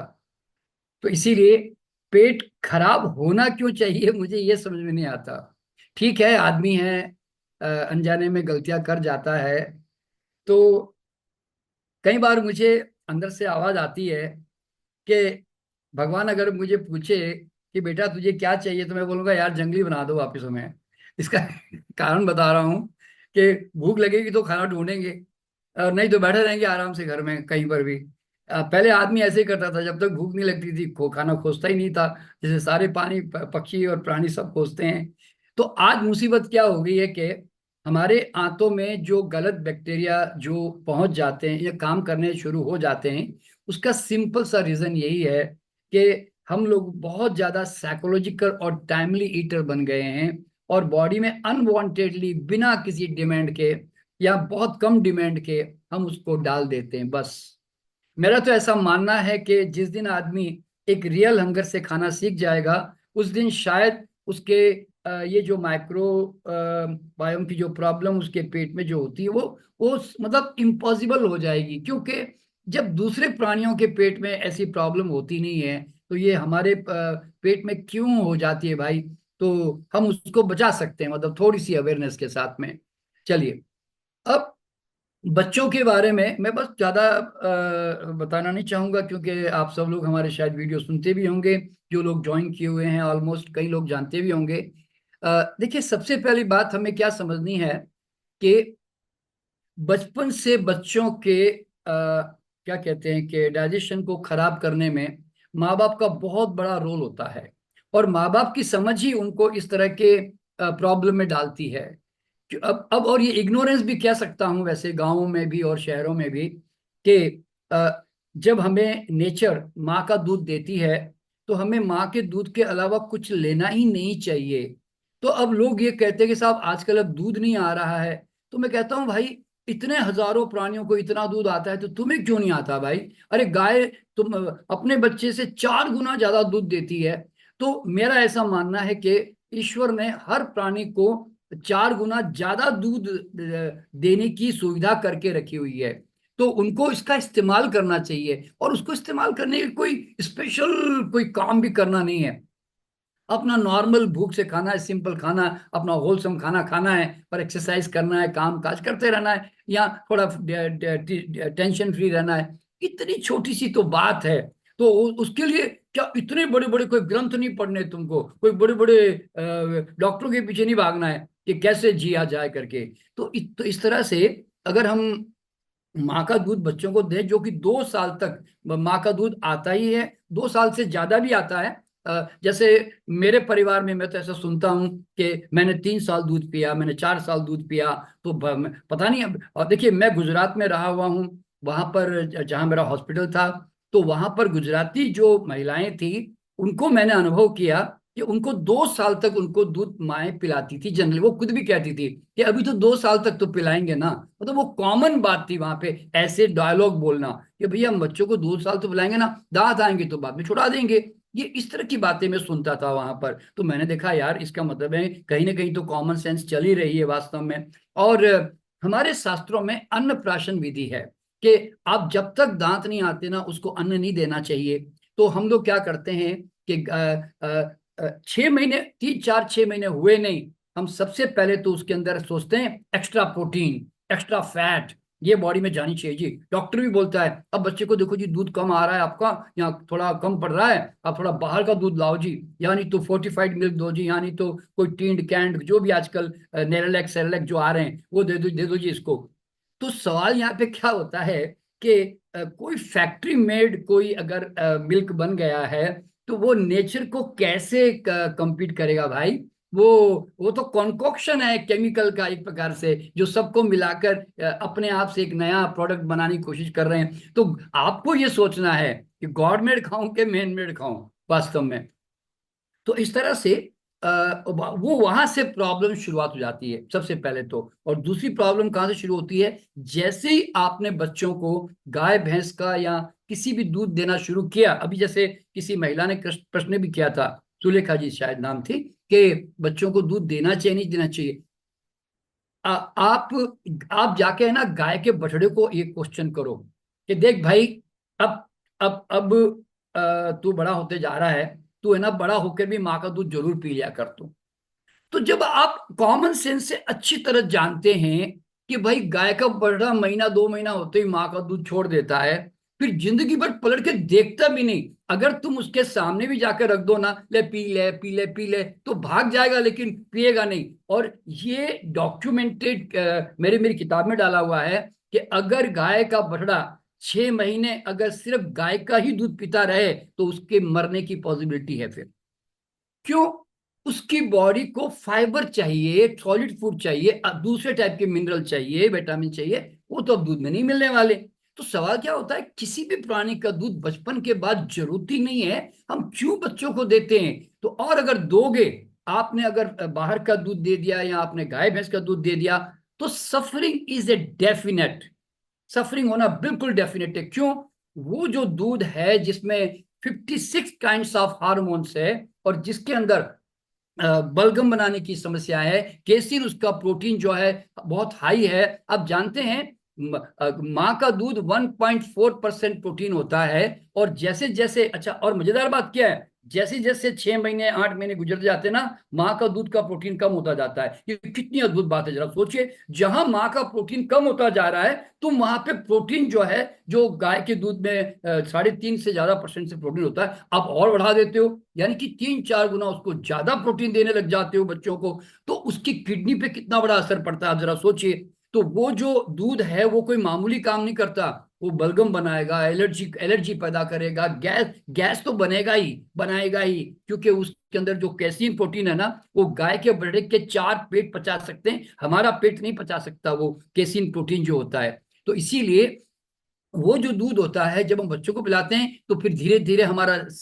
सिस्टम जो है टॉक्सिक होने लगता है, लिम्फेटिक सिस्टम। तो क्या होता है, टॉन्सिल सूजते हैं, मम्स आने लगते हैं, यानी तो स्किन रैशेस आने लगते हैं, उसको जुकाम बलगम बनने लगता है, छाती जाम होने लगती है, रात भर रोता रहता है, सोता ही नहीं है, आप उसको हाथ में लेकर यूं यूं यूं करते रहते हो। मैं हैरान होता हूँ, मेरा ये अनुभव है। अभी देखिए, हमारे घर में 2 ग्रैंडसन, 2 मेरे बच्चे, अपने बच्चे, 4 बच्चों का अनुभव, और प्लस मेरे जो स्टूडेंट है उनके अनुभव। सबका अनुभव क्या मालूम है, बच्चे कभी रोते ही नहीं, सिवाय पेशाब टट्टी करने के लिए चाचू करते थोड़ी देर, बाद में कभी रोते ही नहीं। मेरा ये मानना है कि बच्चों को रुलाने की व्यवस्था की जाती है, बच्चों का रोने का कोई शौक नहीं भैया। तो सवाल क्या होता है, बच्चा क्या पागल है जो बैठे बैठे रोने लग जाएगा, ऐसे क्यों क्यों रोएगा? तो हम उसको रुलवाते हैं, मैं यूं कह सकता हूं। तो हमने अपने बच्चों को ऐसा दूध दिया ही नहीं, तो हमारे बच्चे रात भर, कभी रात को सोते थे, सुबह उठते थे। इतना सिंपल, मैं बता रहा हूं। इतना सुख है कि माएँ जो बेचारी रात भर परेशान होती है ना, मेरा बच्चा सोता नहीं है, परेशान होता है या बीमार पड़ा रहता है, हमारे बच्चों को तो ना कभी डॉक्टर के पास लेके गए, ना रात को कभी जाके, ना कोई झंझट, ना कभी दवा पिलानी पड़ी, कुछ करना ही नहीं पड़ा। बता रहा हूँ, इतना सिंपल जीवन, और हम बच्चों को लेकर इतनी समस्याएं भोग रहे होते हैं। अच्छा, अब यहाँ पे सबसे बड़ी प्रॉब्लम क्या आती है कि जब वो आप बाहर का दूध पिलाते हैं ना, और गाय भैंस का दूध पिलाते हैं, तो उसके बॉडी में उससे जो सिम्टम डेवलप होते हैं, यानी कि बॉडी सिम्टम को पैदा करती है। जब बॉडी कहती है अब नॉर्मल एज मेरे लिए, इसलिए वो उसके अगेंस्ट में रिएक्शन करती है। तो फिर आप क्या करते हो, मेरे बुखार आ गया, ये हो गया, वो हो गया, और इसको इन्फेक्शन लग गया, अब इसको एंटीबायोटिक्स दो जी बच्चे को, और नहीं तो फिर इसको वैक्सीनेशन लगाओ जी, क्योंकि बाद में इसको पोलियो हो सकता है जी, इसको ऐसा हो सकता है, इसको वैसा हो सकता है। सवाल क्या पैदा होता है, मेरे सामने क्वेश्चन ही था, मेरा बच्चा बीमार क्यों पड़ेगा? जैसे बचपन में हमें कहा गया कि इस स्मॉल पॉक्स का टीका लगाओ। मैंने डॉक्टर से पूछा क्यों लगाऊं? मैं बोला बोला कि नहीं, बाद में वो माता जी आ जाएगी। मैं बोला माता जी क्या कोई फालतू बैठी है जो हमारे बच्चों के अंदर घुस जाएगी? मैंने कहा क्यों आ जाएगी? तो बोला नहीं, बॉडी में ऐसा इन्फेक्शन बच्चों को जनरली आता है। तो मैंने कहा सब लोग जनरली गाय भैंस का दूध पीते हैं इसलिए आता ही है। मैं बोला मेरे बच्चे को तो आने का रास्ता ही नहीं है, क्यों? पस, स्मॉल पॉक्स में जो पस बनती है वो बॉडी से बाहर निकालने के लिए वो सामान सप्लाई तो मुझे बच्चों को करना पड़ेगा ना। जब मैंने किया ही नहीं, मैं तो उसको माँ का दूध फलों पे रख रहा हूं, तो मैंने कहा मेरे बच्चे में गंदगी आ कहां से जाएगी? तो आप हैरान हो जाएंगे कि हमारे बच्चों में सचमुच ऐसा कुछ आया ही नहीं। इसीलिए मैंने वैक्सीनेशन नहीं दिया। वैक्सीनेशन क्यों दूं मैं? यानी कि मेरे बच्चे के बीमार पड़ने के कारण मुझे देने पड़ेंगे। तो हम क्या करते हैं, वैक्सीनेशन क्यों देते हैं मालूम है? कि बचपन में जितने एक्यूट सिम्टम्स बच्चों में आ रहे हैं ना, उनको दबा दो जी, उन बॉडी को बोलने मत दो जी। वैक्सीनेशन का मतलब है आज दबा दो, बाद में देखा जाएगा जी। और बाद में सचमुच हम देखते हैं किस रूप में मालूम है, अगर आप एक्यूट बीमारियों को जितना दबाते जाओगे, आने वाले समय में आपको बड़ी बड़ी बीमारियों में उनको भुगतान करना ही पड़ेगा। क्योंकि नेचर में कोई भी, नेचर का लॉ है, if you don't allow body to release its toxicity, you don't want to speak your body, then body will speak later on. याद रखना। तो इस तरह से हम जो है बड़ी बड़ी बीमारियों की फिर तैयारी करते हैं। आज ऑटिज्म क्यों इतना बढ़ गया, आज इतने बड़ी बड़ी बीमारियां क्यों इतनी जल्दी जल्दी बढ़ रही है? क्यों? कारण क्या है? वैक्सीनेशन देकर हमारी बचपन की बीमारियों को, पहले तो बचपन की बीमारियों को कारण दे दिया गया, अब बीमार पड़ने के चांसेस आने लगे तो उसको वैक्सीनेशन दबा दिया गया, और दबाने के बाद में अब इंतजार कर रहे हैं कि बाद में जाके बड़ा कोई बीमारी देखेंगे जी, बाद में वो लेटर सी लेटर ऐसे करके सोच के चलते हैं। तो इसीलिए बच्चों को बचपन में, मैं देखिए, जब सारे दुनिया के जानवरों के बच्चे नेचुरल वे में पल जाते हैं ना, कुछ भी नहीं करते ना, माँ उनकी केयर करती है, मैं तो हैरान होता हूँ। मैं पार्क में सुबह घूमने जाता हूँ, वहां पे एक कुतिया है, मतलब कई बार देखा मैंने कि एक कुतिया है, उसके 10-12 बच्चे होते हैं। मैं क्या देखता हूँ, वो दिन भर में ना गायब हो जाती है, आती नहीं है, और फिर उसके बाद में वो अचानक आती है और सारे बच्चे उसके पीछे पड़ते हैं, वो लेट जाती है, वो दूध पीते हैं और फिर थोड़ी देर बाद छुड़ा के भाग जाती है, और बाद में बच्चे जो है बैठे रहते हैं। तो यानी कि मैंने देखा कि, और हमारे माँ बाप क्या करते हैं, मेरा बच्चा तो खाता रहे जी बस सारे दिन, सुबह उठते खाता रहे, और अगर वो स्कूल बिना खाए चला गया ना तो माँ तो परेशान, आज मेरा बच्चा भूखा चला गया। अरे भूख लगे तो भूखा गया भाई। और दुनिया में कौन सा बच्चा है जो भूखा रहता है? अगर उसको स्कूल जाते हुए ऐसा बोलेगा मम्मी मुझे भूख लगी है प्लीज कुछ दे दो, तब तो भैया माना जाए कि मम्मी ने नहीं दिया जी इसलिए भूखा चला गया। तो याद रखना, हमारे बच्चे बीमार नहीं होते, ये माँ बाप दादा दादी जो प्यार करते हैं ना खाने का, ये उनकी बीमारी की सबसे बड़ी जड़ बता रहा हूं। मेरा बच्चा खाए जी, दूध पी ले, मलाई खा ले, ये खा ले, वो खा ले। तो भाई बच्चों को अगर हेल्दी रखना है ना, सिर्फ खाना मत पूछो बस, तो आपका बच्चा हेल्दी रहेगा। बच्चे को पूछने दो कि मुझे खाना दो, बस जिस दिन आपने ये बच्चों को सिखा दिया ना, आपके बच्चे बीमार पड़ना बंद हो जाएंगे। इस तरह से। तो इसीलिए सवाल यहाँ पे क्या होता है कि बच्चों को देखिए, वीगन डाइट का सवाल नहीं है यहाँ पे कि कोई वीगन डाइट, ये तो शब्द अभी आ गया। मैं कहता हूँ बच्चों की नेचुरल ओरिजिनल डाइट भाई, इसमें इसमें कोई दुनिया के किसी को, डॉक्टर को या साइंटिस्ट को या कोई फिलोसफी को पूछने की जरूरत ही नहीं है। It is your food. आज एक मदर्स मिल्क अपना मदर मिल्क पिला रही, तो आप ऐसे कहोगे देखो ये वो विगन का पालन कर रही है। अरे वो तो नेचुरल थी भाई। तो विगनिज्म जो है वो कोई फिलोसफी भी नहीं, ध्यान रखना, it is a requirement of the body. तो इसीलिए अगर आपके बॉडी में अभी अभी जो सीमा जी ने बातें बताई फाइबर को लेकर और इंटेस्टाइनल बैक्टीरिया को लेकर, तो सवाल मेरे सामने क्या आता है कि ऐसे हमारे बैक्टीरिया गड़बड़ करते ही क्यों भाई? तो मैंने क्या देखा कि जो फूड आप ज्यादा कुकिंग करते हो, देखो बहुत कुकिंग से भी क्या होता है कि उससे भी हमारे बैक्टीरिया डिस्टर्ब हो जाते हैं। क्योंकि आपने देखा होगा एक सेब गाजर आप घर में लाते हो, 8 दिन तक रख लेते हो, वो उबालने के बाद में 8 घंटे भी रख नहीं सकते आप। तो आप जरा सोचो कि बैक्टीरियल डेवलपमेंट कितने फास्ट हो रहे होते हैं। क्यों? उसमें लाइवली एंजाइम ही नहीं है। याद रखना, जिस फूड में लाइव एंजाइम्स होते हैं ना, तो इसीलिए तो वो लाइव एंजाइम्स वाले फूड बॉडी में कभी भी गलत बैक्टीरिया को चांस देते ही नहीं पनपने का। यानी कि वो बेचारे जो गुंडे बैठे रहते हैं ना, वो बेचारे अनएम्प्लॉयड रहते हैं हमेशा वहां पे। तो इसीलिए रॉ फूड, देखिए हम कुक फूड खाना है लेकिन लिमिट में खाओ। क्यों? उसमें लाइफ नहीं है भाई, वो लाइफलेस फूड है, वो डेड फूड है, वो जल्दी सड़ने वाला है। बॉडी को देखिए, एक रॉ फूड को पचाने में बॉडी को जरा भी मेहनत नहीं करनी पड़ती। क्यों? वो अपना एंजाइम लेकर आया हुआ है और बहुत थोड़े एंजाइम चाहिए। लेकिन जो कुक फूड खाते हैं ना, उसके एंजाइम बहुत ज्यादा सीक्रेट करने पड़ते हैं उसको डाइजेस्ट करने के लिए। तो इसीलिए मेरा मानना क्या होता है कि आप बॉडी के माइक्रोब को क्यों डिस्टर्ब करते हो भाई? आप जो भी प्रोसेस फूड जैसे अभी बताया, नॉनवेज खाते हो, देखिए नॉनवेज खाने का कोई सवाल ही नहीं पैदा होता भाई। अरे कैसे खा सकते हो तुम? कच्चा मांस खाते हो क्या? कच्चा अंडा खा सकते हो क्या? कच्ची मछली खा सकते हो क्या? अरे तुम मॉडिफाई करके किसका स्वाद खा रहे हो? अरे तुम मॉडिफाई करके, कुक करके, मसाले वसाले डाल डला के बाद में तुम उसको कहते हो कि बड़ा टेस्टी लग रहा है। उसका ओरिजिनल स्वाद तो नहीं है ना भाई। तुम तो नमक चीनी घी तेल मसालों का स्वाद खा रहे हो। तो इसीलिए आज आपको अखरोट काजू बादाम खाने के लिए कुछ सोचना पड़ता है क्या? नेचुरल स्वाद है ना। तो मेरा कहने का मतलब क्या है कि ये जो नेचुरल सोर्स ऑफ प्रोटीन्स हैं, हमारे वीगन प्रोटीन्स हैं, जैसे स्प्राउट्स हैं, नट्स है, सीड्स है, इनको मैक्सिमम प्रधानता दो। ये तुम्हारी आंतों में कभी नहीं सड़ते, बता रहा हूं। और आपको जानकर के हैरानी होगी, बाकी जितने प्रोटीन खाओगे ना, वो सब बॉडी में एसिडिक रेसिड्यूल्स और फ्री रेडिकल्स रिलीज करेंगे। लेकिन नट्स जो है वो एक ऐसा नट्स है कि जो बॉडी में 100% डाइजेस्ट करके फाइबर भी सप्लाई करता है। ये हमारे वीगन प्रोटीन का सबसे बड़ी खूबी यह है। तो आज देखिए, आज तो मेरा कहना है दोस्तों कि लंबा चौड़ा विषय है, मैं यहाँ पे, आज मुझे पता है समय की कमी है, तो मैं आशा है अब आपके क्वेश्चन आंसर से शायद मैं थोड़ा और बहुत आपको क्लियर कर सकूं। Thank you Abhay and thank you Sonal for allowing me to talk today. Thank you so much, Dr. Sharma. It's always a pleasure to hear you. Thank you, Dr. Sharma. It was lovely. Thank you, Dr. Saab. It was lovely.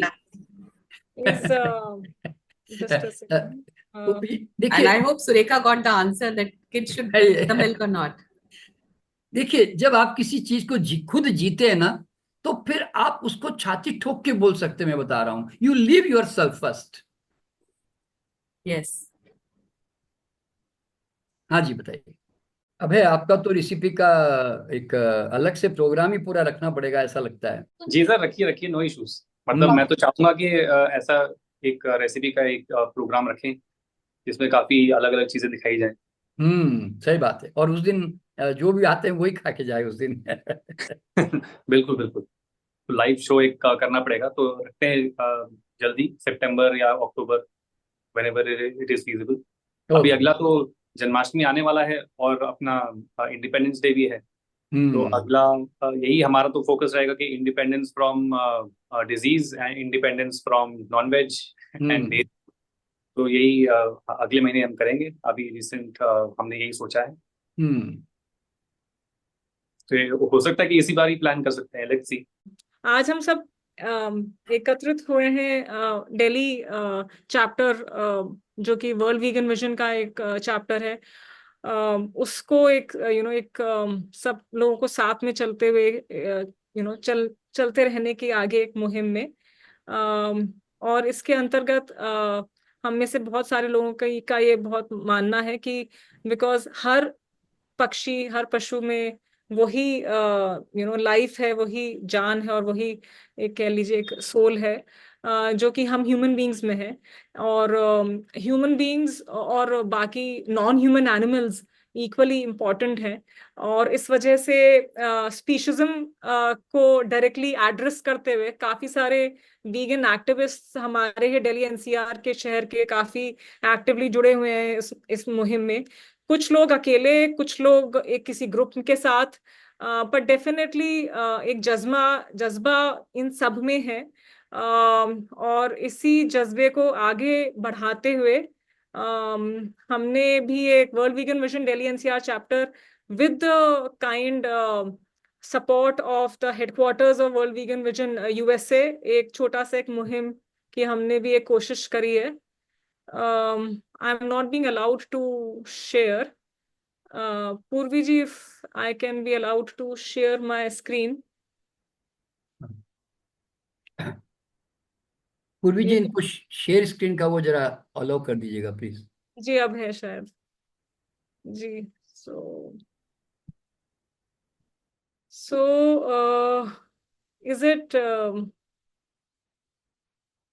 Is it all visible now? Visible. Yeah, visible. In between, may I ask a question? Ji please. Is it okay? हाँ जी sir. Myself, Ravi from Surat, Gujarat. अच्छा I've been associated with Dr. Sharma. It's my good fortune that I have been associated with Dr. Sharma for very long. Hello. जी हाँ जी Am I आवाज आ audible? रही है। Yes, Yes. Ravi, you are audible. So, what I want is, can we do something in Gujarat for this vegan movement which you are running? I'm in Surat and I'm myself living a vegan life with my family. So, can we do something organization-wise in Gujarat or in Surat or in entire Gujarat, I mean? जी sir, तो sir I Surat can में be a भी help for that. जी sure sir. तो आप अपना please हमें contact दीजिएगा। अभय, मैं, डॉक्टर एन के शर्मा, हम तीनों ही हमेशा अवेलेबल हैं, स्पेशली मैं और अभय। डॉक्टर शर्मा ज्यादा मसरूफ रहते हैं अपने और कामों में भी। सूरत में आई बिलीव पहले भी चैप्टर ये एक शायद स्टार्ट तो हुआ था या अभी ऑलरेडी स्टार्टेड है। प्लस सूरत में काफी एक्टिवली वीगन ऑर्गेनाइजेशंस काम कर रही हैं। So I would certainly get you connected to the means this is ये प्लेटफॉर्म है जिसमें आप सबको जोड़ते हैं वीगन को, या it's working as independent platform जो और भी वीगन प्लेटफॉर्म को आप कनेक्ट करते हैं, या फिर ये ऐसे है कुछ? सर इस प्लेटफॉर्म पर इंडिविजुअल लेवल में सब लोग जुड़ते हैं। So it's an individual membership based platform, but yes, at the preliminary stage, of course, everyone is welcome at the same time. Activity क्या होती है? गुजरात में कोई एक्टिविटी हुई हो या सूरत में कोई एक्टिविटी हुई हो? Do you have any idea? Because मैं इतना ही चाहता हूं कि हम इसे प्रमोट कर सकते हैं यहाँ पे, ये इससे रिलेटेड कुछ मीट हो, कुछ छोटे मोटे प्रोग्राम हो, तो वी कैन ऑर्गेनाइज, और इसको जैसे आप लोग ऑनलाइन कर रहे हैं तो हम कर सकते हैं। जी सर, दिल्ली एनसीआर में हम लोग के पास में सारे डिटेल्स रहते हैं, सूरत वालों से आपको कनेक्ट करा देंगे। हाँ ठीक है। Hindu raised hand view. Other questions? Any other questions of any other participant?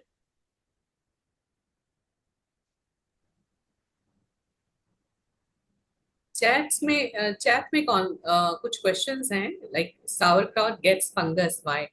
आपका sauerkraut में फंगस क्यों आ जाता है? क्योंकि वो पानी के नीचे नहीं रहता, उसका जो पानी है, यानी जो उसका मॉइस्चर छोड़ा है sauerkraut ने, उसके नीचे रहना चाहिए आपकी कैबेज या कोई भी जो भी वेजिटेबल आप यूज कर रहे हैं। Okay, good to know. Swapna, is it? Vasanti has a question. Can we have a PDF of the recipes of the demos today?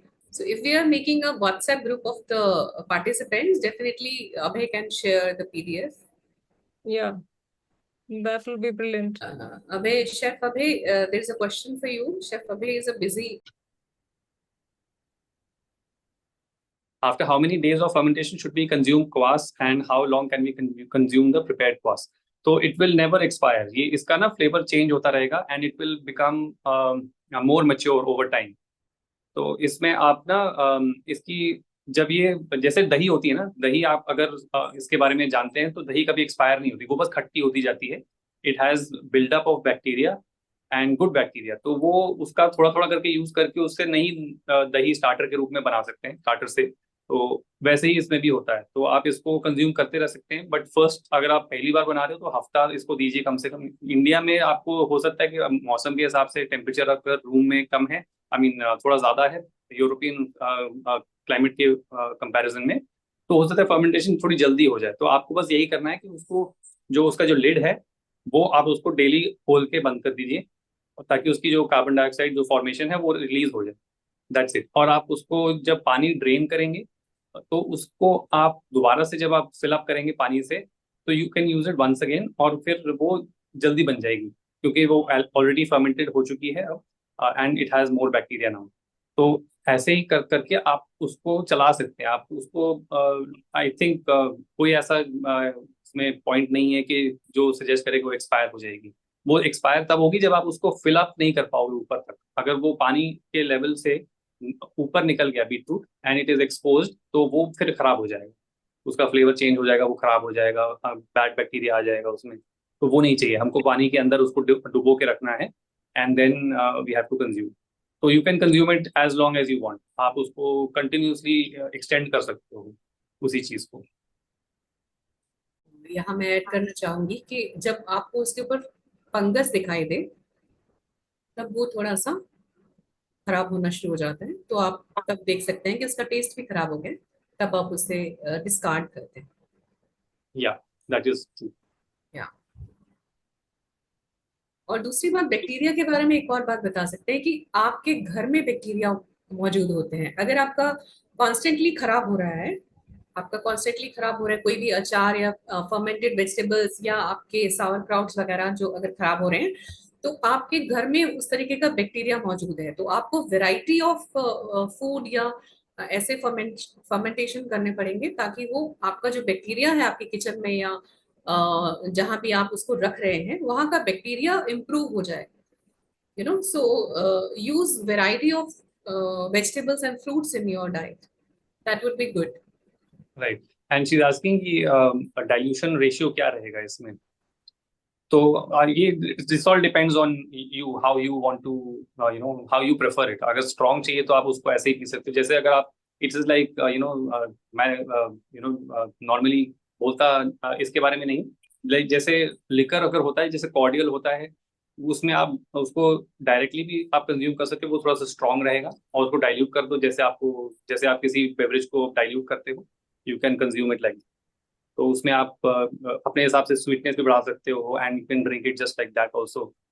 तो इट्स ऑल योर क्रिएटिविटी, कैसे आप उसको इस्तेमाल करोगे. अच्छा, इसमें ना इसका फर्मेंटेशन के साथ आपको लगेगा कि जैसे विनेगर जैसे होता है ना, you can replace it for that also. You can use it in place of vinegar also. जैसे साइडर हो गया, उसकी जगह पर आप बाद में जैसे as much as it gets fermented, वो जैसे उसकी स्ट्रेंथ बढ़ती जाती है, तो आप उसको रिप्लेस कर सकते हो सैलेड ड्रेसिंग्स में भी. So this is again another idea you can use.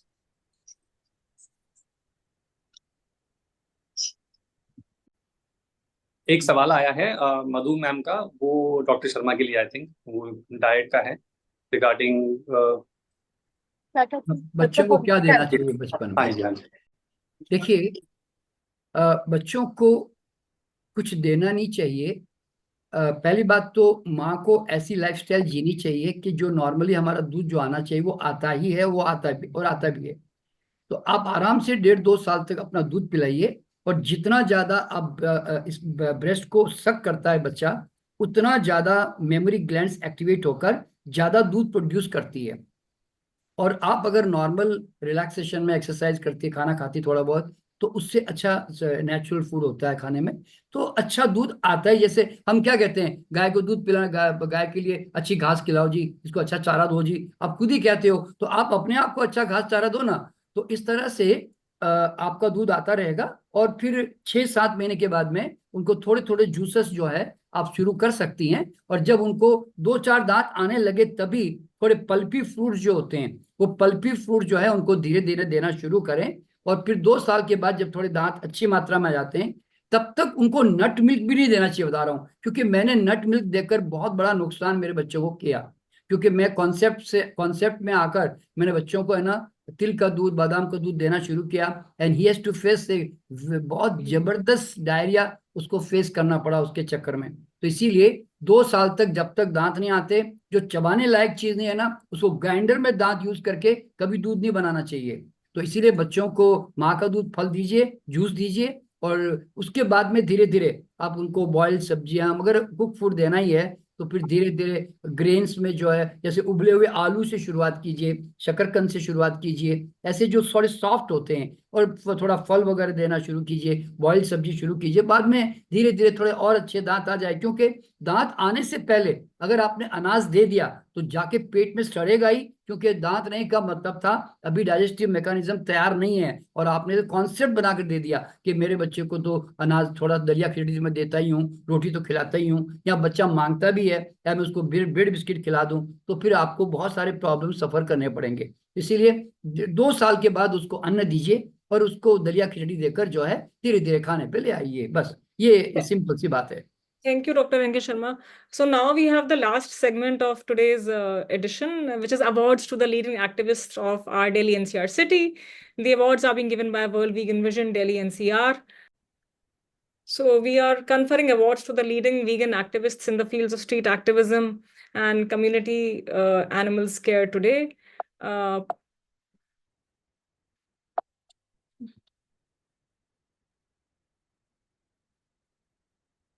Presenting to you the first awardee of the evening, Miss Madhur Singh Vegan, in the category of street activism.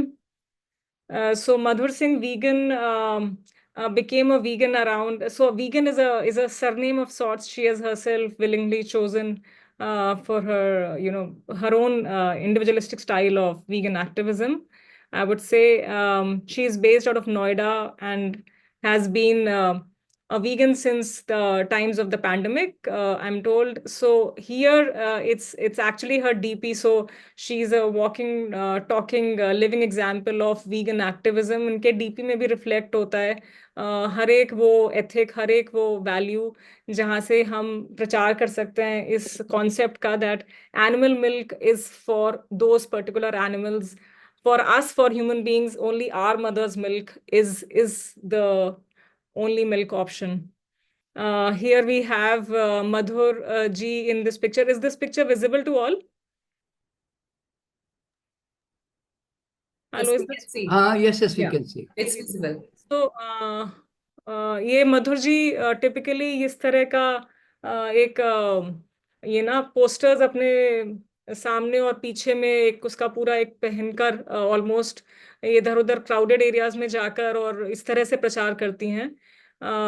इस तरफ आप देख पा रहे हैं, मैंने इस पिक्चर को ऐसे इंटरप्रेट करा जैसे सड़क पे चलती हुई गाय मधुर जी के साथ खुद एक ग्रैटिट्यूड का वार्तालाप जैसे जोड़ने की कोशिश कर रही हो। पशु अत्याचार और सोचें, विचारें और वीगन बने, इस वाले पे लिखा हुआ है।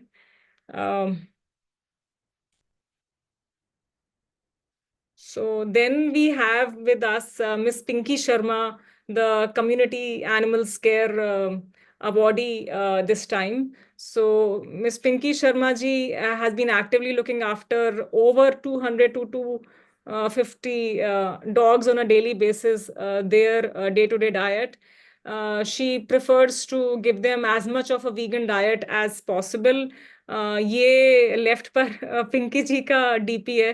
तो जब हम लोगों ने इसका एक सिलेक्शन टाइप का एक प्रोसेस करा, मैं बताना चाहूंगी ब्रीफली कि ये बहुत हमारे लिए बहुत ही कंफर्टेबल, बहुत स्मूथ राइड नहीं थी to actually compile this list of awardees. इसका एनालिसिस में हमने यही पाया कि आजकल एक काफी प्रवृत्ति हो गई है सब लोगों में कि एक नेगेटिव चीज कुछ होती है तो उसको ज्यादा स्प्रेड करने का एक मन करता है, एक अंदर से एक विलिंगनेस आती है।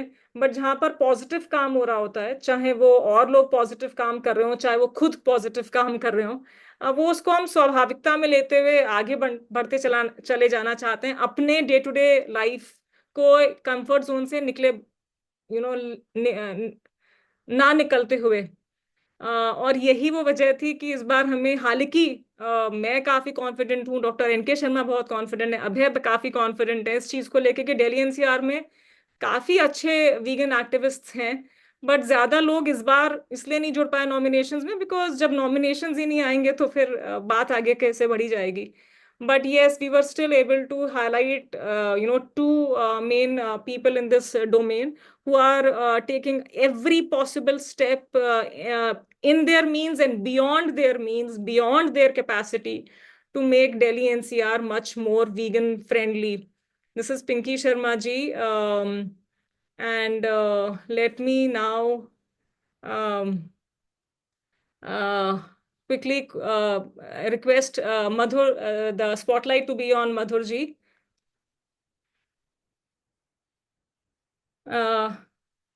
Madhur ji, kindly unmute yourself.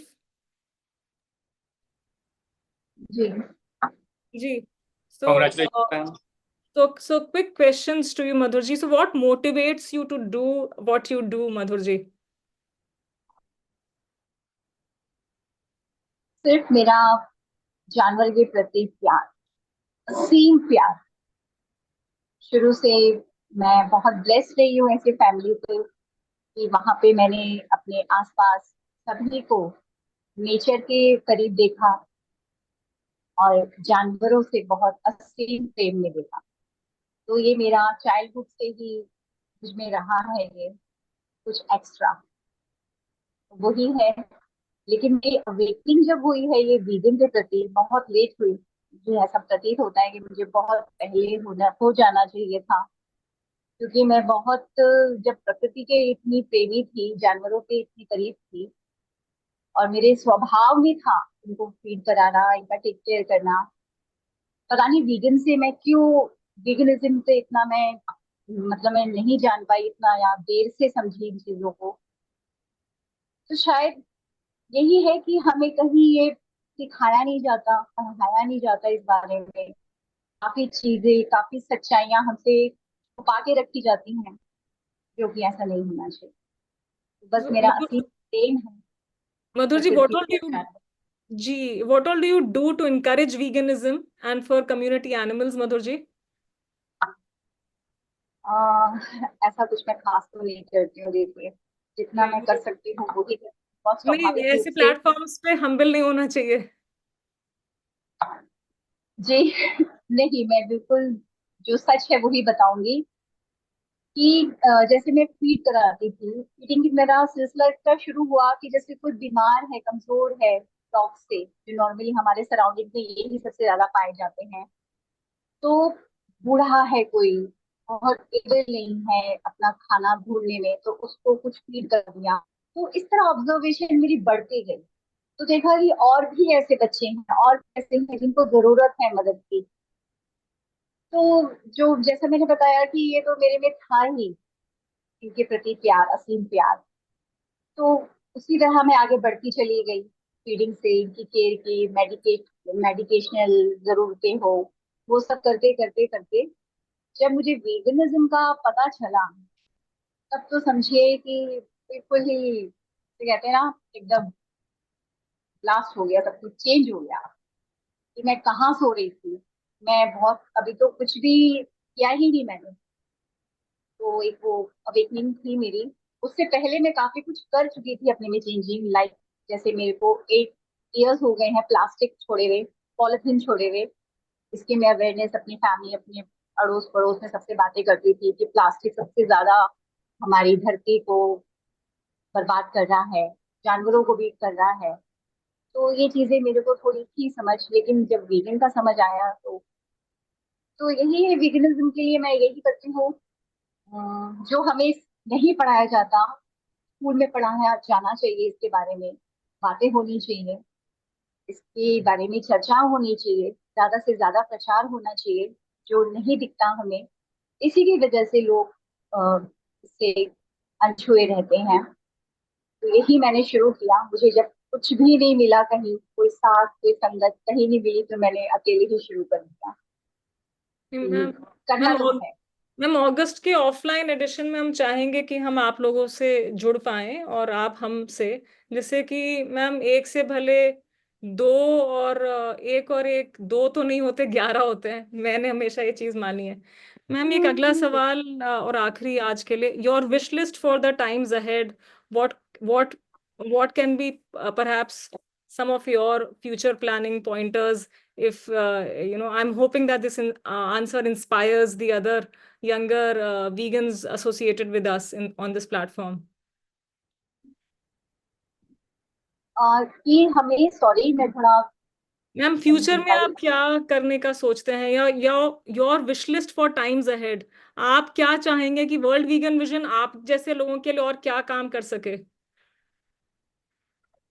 सबसे पहले तो ये कि हम जितने भी वीगन्स हैं, हमें मिलकर काम करना है। जी हमें अपने कंफर्ट जोन छोड़ने हैं। सबसे ज्यादा जो आड़े आता है कंफर्ट जोन, ये हमें छोड़ना पड़ेगा। हमें एकजुट होके, जी अगर वाकई हम चाहते हैं तो चेंज करना, तो जी हमें मिलकर आगे बढ़ना है। मिलकर हमें साझा करनी है अपनी एजुकेशन, अपनी बातें, सोशल मीडिया पे हो, फ्रंट पे हो। जी यही है मेरे मेरे जो ध्यान में आता है कि फ्यूचर में सबसे पहले हमें सबको कोलैबोरेट करके, चाहे वो अगर हो इन्फ्लुएंसर हो, कंटेंट क्रिएटर हो, जी उनसे भी मिलके हर लेवल पे हमें मिलके काम करना है, बढ़िया। एकजुट होके। Thank you so very much, Madhurji. So today we are privileged to be in that humble capacity of, sharing a gesture of gratitude to both Pinky ji and Madhurji. So first, we'll do the honors for Madhurji. In fact, maybe we can do it simultaneously later on. Pinky जी पर spotlight कर देते हैं, फिर दोनों के certificates और दोनों का कैश प्राइज जो डॉक्टर एन के शर्मा डिजिटली देंगे, अमिताभ बच्चन स्टाइल में कौन बनेगा। तो अभी वो करोड़ों में नहीं है, बट हाँ दैट स्पिरिट। जी पिंकी शर्मा जी, पिंकी जी किधर हैं आप? पिंकी जी आर यू हेयर? जी पिंकी जी हमारे साथ बहुत सालों से जुड़ी हुई हैं वीगन प्लेटफॉर्म्स में। Pinky ji, what motivates you to do what you do? Spotlight on Pinky ji please. देखिए, ऑब्वियसली एक एक्टिविस्ट के लिए जो सबसे ज्यादा मोटिवेट करता है वो एनिमल्स ही होते हैं। तो एनिमल्स से मुझे बचपन से, स्पेशली डॉग से मुझे बचपन से ही प्यार था। पर वो वैसा वाला प्यार नहीं था। मैंने स्ट्रीट डॉग की तरफ कभी नजर नहीं उठा के नहीं देखा। मतलब जिंदगी के समझे कि ऑलमोस्ट 38 ईयर्स मैंने स्ट्रीट डॉग्स की कभी ना देखना चाहा, ना उनकी तरफ कभी देखा। तो मैं वो ब्रीड वाला डॉग लवर बचपन से रही हूँ कि मुझे पोमेरियन डॉग्स बहुत पसंद थे। तो बट एक हमें मुझे चेंज करने वाला एक स्ट्रीट डॉग था, जिसे मेरे बेटे ने अडॉप्ट किया एक्चुअली। तो मेरे बेटे ने ही डॉग फीडिंग सबसे पहले स्टार्ट करनी शुरू की थी, क्योंकि अभी इसको एक से प्यार हुआ। फिर उसके बाद एक वन बाय वन जो भी जितने भी कम्युनिटी डॉग से जितने भी सबसे उसने फीडिंग करना शुरू किया। तो उसके साथ साथ उसने मुझे भी अपने साथ में लगा लिया। तो सिर्फ हमने स्टार्टिंग तो फीडिंग से ही किया था, पर पता नहीं था कि फीडिंग करना इतना बड़ा क्राइम है। तो मतलब हमारी जो जर्नी स्टार्ट हुई थी वो मतलब लड़ाई झगड़ों और पुलिस कंप्लेंट्स, FIR, ये सब चीजों से स्टार्ट होनी शुरू हो गई। क्योंकि जब हम फीडिंग करने जाते थे तो हमारे साथ लोगों की लड़ाइयाँ शुरू हो जाती थी। तो फिर वो लड़ाई फिर धीरे धीरे फिर बहुत कुछ हुआ लाइफ में उसके लिए। बट बहुत स्ट्रांगली हमने खड़े रहे और करते रहे। मतलब अब आज की डेट में मेरे पास मोर देन 250 डॉग्स हैं। खाना मेरी गाड़ी में हमेशा रहता है। तो जैसे मैं सब डिपेंड करता है, खाना कम होता है या बढ़ता है वो मेरी अपनी, अगर काम के ऊपर है, मेरा काम अच्छा है तो खाना जो है वो बढ़ जाता है थोड़ा सा, और थोड़ा सा काम स्लो है तो थोड़ा सा वो स्लो हो जाता है। बस वो ऐसे ही चल रहा है। बट कॉन्टिन्यूशन में है। करीब 2012 से लेके आज तक डॉग फीडिंग और डॉग रेस्क्यू करना, उनको दवाई देना, ये सब कंटिन्यूशन में है। और मेरे बेटे का वो मतलब ड्रीम था कि मम्मा सबको उठा के अपने घर पे ले आते हैं। तो अभी मेरे घर में 10 डॉग्स हैं, 2 कैट्स भी हैं और मेरे ऑफिस में भी एक डॉग है। तो मतलब सब मतलब मेरा रूटीन स्टार्ट ही अपने डॉग्स के साथ, कैट्स के साथ में होता है। और पूरी मतलब रात घर 11:30-12 बजे तक मैं घर पहुंचती हूँ फीडिंग करा के, फिर अपने घर के नीचे वाले डॉग्स को फीडिंग कराती हूँ। मतलब करते करते 1:30-2 बजे मुझे बच जाते हैं सब मैनेज करके सोते हुए। फिर मैं इंस्टाग्राम पे, मेरे पास 100-150 लोगों के रोज मैसेजेस होते हैं, तो जो जानना चाहते हैं कि क्या अल्टरनेट्स हम लें डेयरी के उसमें, और बहुत सारे क्वेश्चंस होते हैं, तो वो सब बैठ के मैं सबको रिप्लाई करती हूँ, वॉइस मैसेजेस भेजती हूँ। तो वही मेरा पूरा टाइम जो है, मतलब दिन, और समझो कि सुबह का 4 बज जाते हैं मुझे ये सब करके। फिर मैं 4-4:30 बजे में सोती हूँ। मेरा ये रूटीन है। और फिर लोकेश और सोनल का फोन आ जाता है आपके पास सुबह के 10 बजे या बल्कि नहीं? आपने 11:15 बजे मुझे फोन किया, तब भी मैं उस टाइम पे सो रही थी, क्योंकि मैं कल 5 बजे सुबह सोई हूँ। जी तो जी जी मेरा ऐसा रूटीन हो गया है। जी जी जी। फ्यूचर में आप क्या कुछ और करना चाह रहे होंगे पिंकी जी? और वर्ल्ड वीगन विजन जैसा प्लेटफॉर्म आप जैसे एक बहुत ही वैल्यू एम्बेडेड लोगों के लिए क्या और कर सकता है? देखिए 2012 से मैं सोशल मीडिया पर बहुत एक्टिवली मतलब एक्टिविज्म कर रही हूँ। और जी मुझे मुझे बहुत सालों पहले ये मालूम चल गया था कि सोशल मीडिया एक ऐसा प्लेटफॉर्म है जहां पर आप बिना कहीं जाए हुए, बिना बहुत ज्यादा एनर्जी वेस्ट किए हुए, आप बहुत लोगों को चेंज कर सकते हो। तो जी अब देखिए कि मैं 2012 से मतलब कंटिन्यूशन में मैं पोस्ट कर रही हूँ, रेगुलरली पोस्ट कर रही हूँ। आज ये है कि इंस्टाग्राम पे करीब 1,20,000 फॉलोअर्स हो गए हैं। और इतने मैसेजेस मेरे पास आते हैं। और मेरे मुझे बल्कि एक तो लोगों को मुझे और लगाना पड़ता है साथ में उनको रिप्लाई करने के लिए।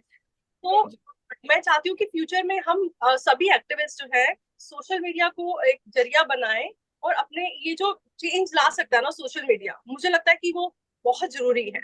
जी और मैं एज एक्टिविस्ट तो यही चाहूंगी कि सब लोग फ्यूचर में सब वीगन हो जाएं, और यूनिटी से सब लोग मिलकर काम करें। और प्लस मेरी एक ये विश है कि मैं मेरे पास एक सेंचुरी में बनाना चाहती हूँ, एक एयरबीएनबी टाइप्स, जहाँ पर वर्ल्ड से कोई भी लोग आए और उसको वो वहां पर रहे, उसको वीगन खाना मैं बना के खिलाऊं। और एक छोटी सी सेंचुरी हो जहाँ पे रेस्क्यू एनिमल्स हो, लाइक चिकन हो, गोट्स हो, पिग्स हो, सो दैट लोग उनके साथ में कनेक्ट कर पाए। तो ये मेरी बेटी रोज मुझे बोलती, मम्मी आपके इतने सारे फ्यूचर प्लान्स है ना, आप ऐसे बोलते हो ना वो कभी पूरे नहीं होंगे, आप लिखा करो, आप रोज लिखा करो मैंने कहा हाँ हाँ ठीक है, मैं अब लिखना शुरू करूंगी। मतलब मैं फूड वाली साइड में कुछ करना चाहती हूँ, क्योंकि मुझे बहुत मैं कभी कभी खाना नहीं बनाया। मैं 18 ईयर्स की थी तब से काम कर रही हूँ, मैं वर्किंग रही हूँ शुरू से। और मैं मेरे पास हमेशा कोई ऐसी खाना बनाने वाली रही घर में। और मुझे वीगनिज्म ने इतना इंस्पायर किया, मैं आज हर चीज को वीगनाइज कर सकती हूँ। मतलब आप कोई भी चीज मुझे बोलो कि मुझे मलाई कोफ्ता बनाना है, तो मैं मलाई कोफ्ता जैसा आपको बिल्कुल टेस्ट लाके दे सकती हूँ हर चीज में। मतलब कोई भी चीज, कोई दही जमाना हो या कुछ भी बनाना हो, वीगन चीज बनाना हो, मैं सब बना सकती हूँ, जी खीर जी बना सकती हूँ, मतलब हर चीज। नहीं, thank you so very much Pinky ji for enlightening session. Let me just share the certificates now. दोनों बड़े कमाल के लोग हैं, दोनों बहुत ही अप्रिशिएट करने लायक है लोग वास्तव में. Thank you so much.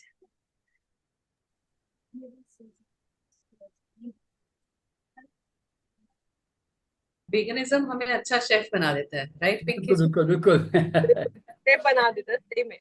अभी मैं वेगनिज्म जिस ढंग से फैल रहा है ना, उससे हम कह सकते हैं कि आने वाले समय में सतयुग आ रहा है अब. जी, और जितनी वैरायटी हमने वेगनिज्म में देखने को मिली है और वैसे नहीं मिलती है. हाँ. जी.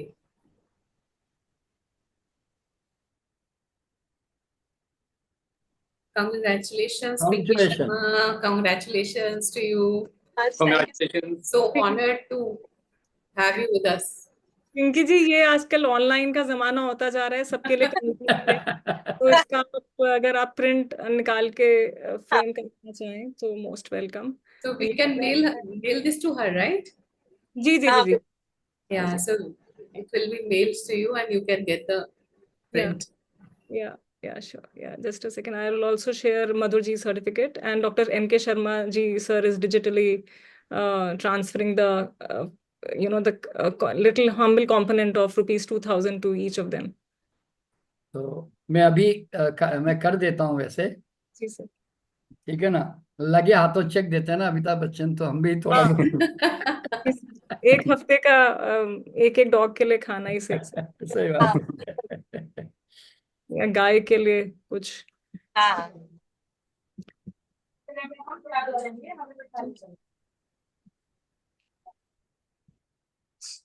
आई होप ये हमारा एक्टिविटी जो भी आप लोग करते हैं वो हमारे ऑडियंस को इतना इंस्पायर करे कि वो भी नेक्स्ट टाइम इस कैटेगरी में अपना नाम देखना चाहे, खुद को पाना चाहे कि डॉक्टर शर्मा उन्हें ऑनर कर रहे हैं और they are getting the certificates.